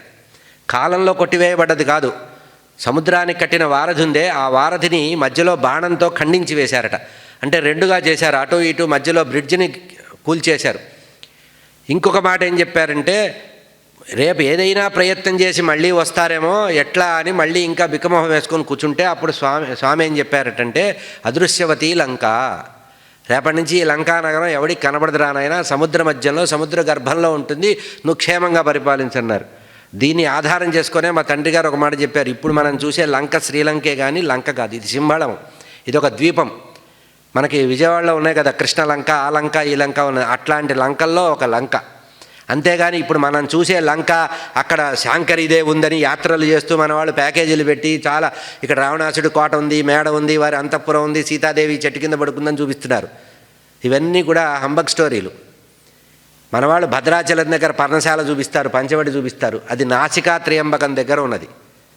మహారాష్ట్ర దేశంలో పంచవటి 5 మర్రి చెట్ల పక్కన గోదావరి నది ప్రవహిస్తుంది, అక్కడే నాసిక్ అంటే శూర్పణఖ యొక్క ముక్కు చెవులు కోసిన చోట, నాసికా ఖండము జరిగిన చోట కనుక నాసిక్ అన్నారు. మన వాళ్ళు దీన్ని తీసుకెళ్ళి భద్రాచలం పక్కన పర్ణశాల కట్టి అక్కడ సెట్టింగ్ వేసి ఇదే పర్ణశాల అంటారు. అట్లాగే లంక కూడా ఇటువంటిదే. లంక దానికి దృష్టాంతం మా తండ్రి గారు చెప్పిన మాట చెప్తున్నా, ప్రత్యేకం కల్పన కాదు. మహేంద్ర పర్వతం దగ్గర నుంచి శతయోజన విస్తీర్ణమైన సముద్రం అన్నారు. మనం ఇప్పుడు చూసేటువంటి ఇది ఎక్కడి నుంచి చూస్తున్నాం? మనం రామేశ్వరం నుంచి చూస్తున్నాం, రామేశ్వరం నుంచి వెళ్ళేటువంటి దాంట్లో చూస్తున్నాం. మరి అక్కడ మీకు ఉంది కదండి వారధి అంటే, దానికి ప్రమాణం ఏం చెప్పారంటే, ప్రతికల్పం భవేద్ రామ, ప్రతి కల్పంలో కూడా రామచంద్రమూర్తి జన్మిస్తారట రావణాసురుని సంవరించి ధర్మ సంస్థాపన చేయడానికి. పూర్వకల్పాల్లో జరిగినటువంటి ఆ సందర్భంలో ఈ రామేశ్వరం నుంచి వెళ్ళినటువంటి వారధి కట్టబడింది కనుక అందుకనే మీకు రామాయణంలో మీకు యుద్ధకాండలో ఒక సందర్భం ఉంటుంది. పుష్పక విమానం ఎక్కి తిరిగి రావణ సంహారం జరిగిన తర్వాత సీతాదేవిని పుష్పక విమానంలో ఎక్కించుకొని స్వామివారు వస్తుంటే చూపిస్తారు. సీత చూసావా, ఇక్కడే నేను వారధి కట్టాను చూడు, ఇక్కడ గతంలో అంటే ఇంతకుముందు జరిగిన రామాయణంలో శివార్చన చేశాను, నేను ఇక్కడ శివలింగ ప్రతిష్టని చేశానంటే అప్పుడు మళ్ళీ దిగి సీతాదేవి కోరిక ప్రకారం మళ్ళీ సైకతలింగ స్థాపన చేశారు అనేటువంటి సందర్భం జరుగుతుంది. కనుక ఇక్కడ ప్రధానంగా చెప్పబడిన స్వామివారు జగద్గురువులు తీసుకున్న మాట ఏంటంటే, సాధారణంగా దుఃఖము సుఖదుఖాలని సమానంగా చూడడం అనేటువంటి విషయం, సంతృప్తి అనేది చాలా గొప్పది అనేది చెప్పడానికి చెప్తున్నారు. రామచంద్రమూర్తిలో సుఖదుఖ సమక్షమి అనేటువంటి మాటని నిర్వచనం చెప్తున్నారు. దశరథ మహారాజు అయోధ్యాకాండలో రామచంద్రమూర్తి కళ్యాణమయ్యి మళ్ళీ 12 సంవత్సరాలు దివ్యమైనటువంటి దాంపత్య జీవితాన్ని గడిపిన తర్వాత దశరథ మహారాజు ఒకరోజు కూర్చొని నిండు సభలో ఒక మాట అనుకున్నారు. 60,000 సంవత్సరాలు ప్రజల్ని పరిపాలించాను కంటిరెప్పలాగా, ఇక ఉత్తమమైనటువంటి సంతానం కలిగారు, అందులో రామచంద్రమూర్తి జ్యేష్ఠుడు, గుణశ్రేష్ఠుడు. అటువంటి రామచంద్రమూర్తికి రాజ్యం అప్పచెప్పి సుఖంగా హాయిగా ఉందాం, వానప్రస్థాశ్రమంలో ఉందామని కోరుకున్నారట. అటువంటి కోరుకున్న రామచంద్రమూర్తికి దశరథ మహారాజు ప్రజల యొక్క ఆమోదంతో ఒక సభ చేసి సభలో పిలిచి చెప్పారట రామచంద్రమూర్తితో, నాయన దశరథ, నువ్వు జ్యేష్ఠ కుమారుడివి, నా రాజ్యాన్ని ఉత్తరాధికారిగా నీకు యవరాజ్య పట్టాభిషేకం చేద్దామనుకుంటున్నాను, రేపు పొద్దున నీకు యవరాజ్య పట్టాభిషేకము అన్నారట. అయితే రామచంద్రమూర్తి, మహారాజా సరే కానివ్వండి అన్నారట. అక్కడ పలికిన మాట ఏం మాట్లాడారు? తండ్రి సరే అనలా, మహారాజా సరే కానివ్వండి అన్నారట అని వెళ్ళిపోయారట. అంటే ఏమిటి? సుఖదుఖాల్లో కూడా ఉద్వేగం లేకపోవడం. సుఖం వచ్చినా ఉద్వేగం లేదు, కష్టం వచ్చినా లేదు. మళ్ళీ ఇంతట్లో ఏమైంది? అర్ధరాత్రి సీనంతా తిరగబడింది. కైకేయి వరాల వల్ల రామచంద్రమూర్తికి అరణ్యవాసము, దశరథుడికి పుత్రవియోగం, పుత్రుడు దూరం అయిపోవడం అనేటువంటి బాధ కలిగింది. అప్పుడు కైకేయి ఏం చెప్పింది? మీ నాయన ఏడుస్తున్నాడయ్యా నాయన, గొంతు ఎండిపోయింది, ఏడిచి మాట్లాడలేకపోతున్నాడు, మాటికి మూర్ఛపడుతున్నాడు, నీకు ఏదో చెప్దామని ఆవేదన పడుతున్నాడు, నోటికి రావటం లేదంటే, అమ్మ నాన్న చెప్పినా నువ్వు చెప్పినా నాకు సమానమే, ఏదైనా చెప్పమంటే మీ నాన్నగారు ఉద్దేశం ఇది నాయన, నాకు వరం ఇచ్చారు, ఆ వరం ప్రకారం నువ్వు 14 సంవత్సరాలు అరణ్యవాసం చేయాలంటే సరే కానిమ్ము అన్నట్టు. అంటే రాజ్యాధికారం ఇస్తానన్నప్పుడు ఏ ఆనందము విషాదము రెండూ లేకుండా సమస్థితిలో ఉన్నాడో, అరణ్యవాసానికి వెళ్ళవలసిన సందర్భంలో కూడా రామచంద్రమూర్తి అదే స్థితిలో ఉన్నాడు. అంటే ఉద్విగ్నత ఉండకూడదు. అంటే తనకుండేటువంటి లాభాల్లో సుఖదుఖాల్లో ఉద్విగ్నుడు కాకూడదు. అంటే లంపటంలో వెళ్ళకూడదు. మనం ఏదైనా ఒక పని చేసినప్పుడు సాక్షిభూతంగా చేయాలి, కానీ అందులో నిమగ్నం కాకూడదు. అంటే ఏమిటి? మనం కూడా ఏదైనా ఒక ఉద్యోగంలో చేసేటప్పుడు ప్రమోషన్ వచ్చిందనుకోండి, ప్రమోషన్ కాగితం చేతి రాగానే మనసులో ఏమనిపిస్తుంది? ఓహో, ఆ ఊరిలో నేను అధికారిని అవుతాను, నిన్నటిదాకా నేను ఇక్కడ చిన్నవాడిగా ఉన్నాను, గుమాస్తాగా ఉన్నాను, ఇప్పుడు ఆఫీసర్ అవుతున్నాను, అక్కడ ఒక నాకు రివాల్వింగ్ కుర్చీ ఉంటుంది, ఏసీ ఉంటుంది, నౌకర్లు చాకర్లు ఉంటారు, టవల్ వేస్తారు, మధ్యాహ్నం తినడానికి లంచ్ బాక్స్ వస్తుంది, ఆ తర్వాత నన్ను కారులో ఇవంతా మనం ఏం చేస్తుంటాం? మనసులో ఒక రకమైనటువంటి ఊహాతీతమైనటువంటి ప్రపంచానికి వెళ్ళిపోతాం. ఇంతట్లో మళ్ళీ అది ఎవడో కోర్టుకు పోతాడు, వీడి ప్రమోషన్ చెల్లదని స్టే ఆర్డర్ తెస్తాడు, కుంగిపోతాడు, వెంటనే పల్స్ డౌన్ అయిపోతే హాస్పిటల్లో చేరిపోతాడు, 3 లక్షల బిల్లు కట్టి బయటకు వస్తాడు. ఏది సుఖం నీకు? నీకు సుఖం ఇచ్చేది ఏది? భావమా? అంటే ఏమిటి? సమస్థితిలో ఉన్నవాడు ఇక్కడ చేసింది భగవంతుడి యొక్క అనుగ్రహంతో నేను చేస్తోంది, నా కర్తవ్య నిర్వహణే చేస్తున్నాను, అక్కడికి వెళ్ళినా నేను కర్తవ్య నిర్వహణే చేస్తాను తప్పించి ఇంతకంటే ఏమీ లేదు. అది భగవద్ అనుగ్రహం. ఇది భగవద్ అనుగ్రహమే, అది భగవద్ అనుగ్రహమే అనేటువంటి సమస్థితిలో ఎవడైతే ఉంటాడో వాడికి బాగా వచ్చినప్పుడు సంతోషం కానీ లేనప్పుడు దుఃఖం కానీ ఉండదు. అంటే శీతోష్ణ సుఖ దుఃఖాలను ఎవడైతే అధిగమిస్తాడో వాడు సుఖపడతాడు. శీతోష్ణ సుఖ దుఃఖాలకు అతీతంగా వెళ్ళిన వాడికి సుఖం ఉంటుందని చెప్పి ఆ మాట చెప్పి దీన్ని కొనసాగిస్తున్నారు స్వామివారు. జగద్గురువులు ఇంకో మాట అంటున్నారు, ఎవడైతే శీతోష్ణ సుఖదుఖాలని అతీతంగా ఎవడు సమభావంగా భావన చేస్తాడో వాడికి పశుపక్షాదులు కూడా సహకరిస్తాయి నాయన అని చెప్పారు. రావణాసురుడు సీతాదేవిని అపహరించినప్పుడు కోతులు వెంట వచ్చి అంత దుర్మార్గుడైన రావణాసురుడికి యుద్ధంలో వాడిని జయించి వాడిని సంహరించి తిరిగి సీతాదేవిని పొందడానికి ఎవరు సహాయం చేశారు? కోతులు సహాయం చేసింది. తనకంటే తక్కువ స్థాయిలో ఉన్నవాళ్ళు కూడా ఎదురొచ్చి సహాయం చేస్తారయ్యా. ఎవడైతే శీతోష్ణ సుఖదుఖాలకు అతీతంగా వెళతాడో, భావాతీతంగా ద్వంద్వాతీతంగా ఎవడైతే ఉంటాడో, రాగద్వేషాలకు అతీతంగా ఉంటాడో, భోగభాగ్యాలకు అతీతంగా ఎవడైతే సమదృష్టితో ఉంటాడో వాడికి సర్వకాల సర్వావస్థల్లో సుఖమే మిగులుతుంది. ఆ సుఖానికి పెట్టే పేరు కంఫర్ట్ కాదు, చిత్సుఖము, ఆత్మానందము, ఆత్మానుభూతి కలుగుతుంది. అంటే తనకి తాను ఆనందపడ్డానికి ఎవడో ఇచ్చేది కాదు, తన యొక్క సంస్కారం చేత ఈశ్వర వరప్రసాదం వల్ల వస్తుంది. కనుక ఇక్కడ ఏం చెప్పారు? దీన్నే మళ్ళీ చెప్తున్నారు, పూర్వంలో చెప్పినటువంటి మాట చెప్తున్నారు. రామాయణం గురించినటువంటి తమాషాగా ఉండేటువంటి ఒక వచనం చెప్తున్నారు స్వామివారు. స్వామివారి మాటల్లో వేదము శాస్త్రము ఉపనిషత్తులు గంభీరంగా దాక్కొని వాటి సారాన్ని మాత్రమే స్వామివారు మనకు అందిస్తారు. అంటే మనం అవి చదవలేదనేటువంటి ఆవేదన లేకుండా మనకు పండు ఒలిచిపెట్టి చేతిలో ఇచ్చినట్టుగా. అంటే ఎట్లా చిన్నప్పుడు పసిపిల్లలకి ఇస్తాను చూడండి, ఒక బత్తాయికాయన ఏదన్నా ఇస్తే అది కొంతసేపు ఆడుకొని వాడు కొంచెంసేపు కొరికి ఏం చేయలేక బాధపడుతుంటే చక్కగా తోలు తీసి తొడిమలు ఒలిచి దాని మీద ఉండే నార తీసి ఆ తర్వాత ముత్యాలు తీసి ముత్యాలు నోట్లో పెడితే ఎట్లా ఉంటుందో ఆ రకంగా నమలవలసిన అవసరం లేకుండా, ఉమ్మివేయవలసిన అవసరం లేకుండా, పరిహరించవలసిన లేకుండా మొత్తం అమృతాన్ని మాత్రమే ఆస్వాదయోగ్యంగా చేసేదే స్వామివారి యొక్క అనుగ్రహ భాషణ. ఆ స్థాయికి, మన స్థాయికి స్వామివారు రావడమే వారి యొక్క విద్వత్తులో ఉండే గొప్పతనం. యాంతి న్యాయ ప్రవృత్తం తిర్యజ్ఞోపి సహాయత. ఎవడైతే న్యాయపరంగా జీవిస్తాడో, ఎవడైతే సత్యము ధర్మాన్ని ఆశ్రయిస్తాడో వాడికి పశుపక్షాదులు కూడా వచ్చి సహకరిస్తాయి. న్యాయంగా సుఖదుఖాలకు అతీతంగా ద్వంద్వాతీతంగా ఉన్నటువంటి రామచంద్రమూర్తి అనంతమైన కష్టాలు పడి అరణ్యవాసం చేసి సీతాపహరణం జరిగినా కూడా ఆ సీతాదేవిని ఇక్కడ జీవించి ఉంది అని చెప్పింది ఒక వానరుడు. సీతాదేవిని తిరిగి తీర్చుకోవడానికి సముద్రానికి వారధి కట్టడానికి సహాయం చేసింది వానరులే. అంటే వీరక్షత్రియ వంశంలో పుట్టినవాడికి కూడా ఎవ్వరి సహాయం దొరకలేదు, చివరికి వానరులే సహాయం చేశారు. అంటే ధర్మాన్ని నమ్ముకున్న వాడికి ఎవడో వచ్చి సహాయం చేస్తాడు. ధర్మం అనేది ప్రధానంగా ధర్మాన్ని ఎవరైతే అనుష్ఠిస్తారో సర్వ ప్రయోజనాలు ధర్మం వల్లే చేకూరుతాయి. ఇక్కడ ఈ మాట ఏం చెప్పారు? ధర్మంగా ఉండేటువంటి రామచంద్రమూర్తికి పశుపక్షాదులు, జటాయు అనే పక్షి, పశువు అంటే వానరులు వచ్చి సహాయం చేశారు. అదే చూడండి, అపరిధానంతు గచ్చంతుం సోదరోపి నవిందతే. ఒకవేళ దుర్మార్గ ప్రవర్తన కలిగి అశ్లీలమైన ప్రవర్తన, లోకనిందాకరమైనటువంటి ప్రవర్తన చేసినటువంటి రావణాసురుడుకు ఇంకొక రోజులో యుద్ధం ప్రారంభమవుతుంటే సొంత తమ్ముడే పార్టీ మారిపోయి విభీషణుడు వెళ్ళిపోయి అవతల పక్షంలో చేరి ధర్మ సంస్థాపనకి ఉపకరించాడు. అంటే ఏమిటి? ధర్మంగా ఎవడైతే జీవించి ధర్మాన్నే నమ్ముతాడో ఆ ధర్మో రక్షతి రక్షిత అంటే ఇది. నువ్వు నమ్ముకొని ఏ ధర్మాన్ని అయితే ఆశ్రయించి ఆచరిస్తావో ఆ ధర్మమే నిన్ను రక్షిస్తుంది.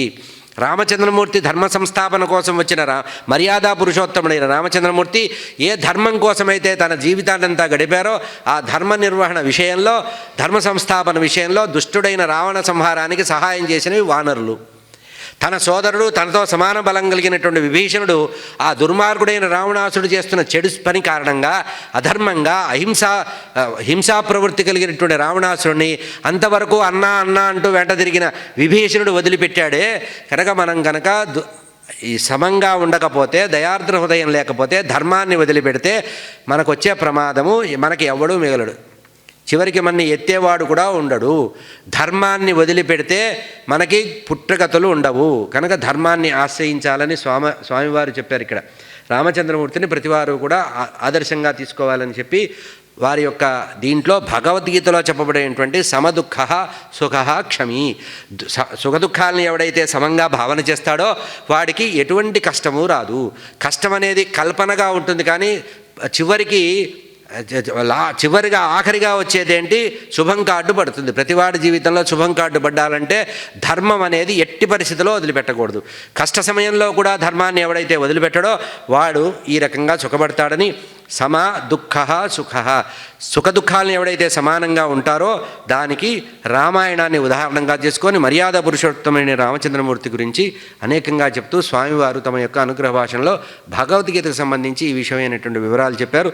రేపటి రోజున ఇంకొక అంశం మీద ప్రవచనం చేసుకుందాం. స్వస్తి ప్రజాభ్య పరిపాలయంతాం న్యాయేన మార్గేణ మహిం మహీషా గోబ్రాహ్మణేభ్య శుభమస్తు నిత్యం. లోకాః సమస్తాః సుఖినో భవంతు.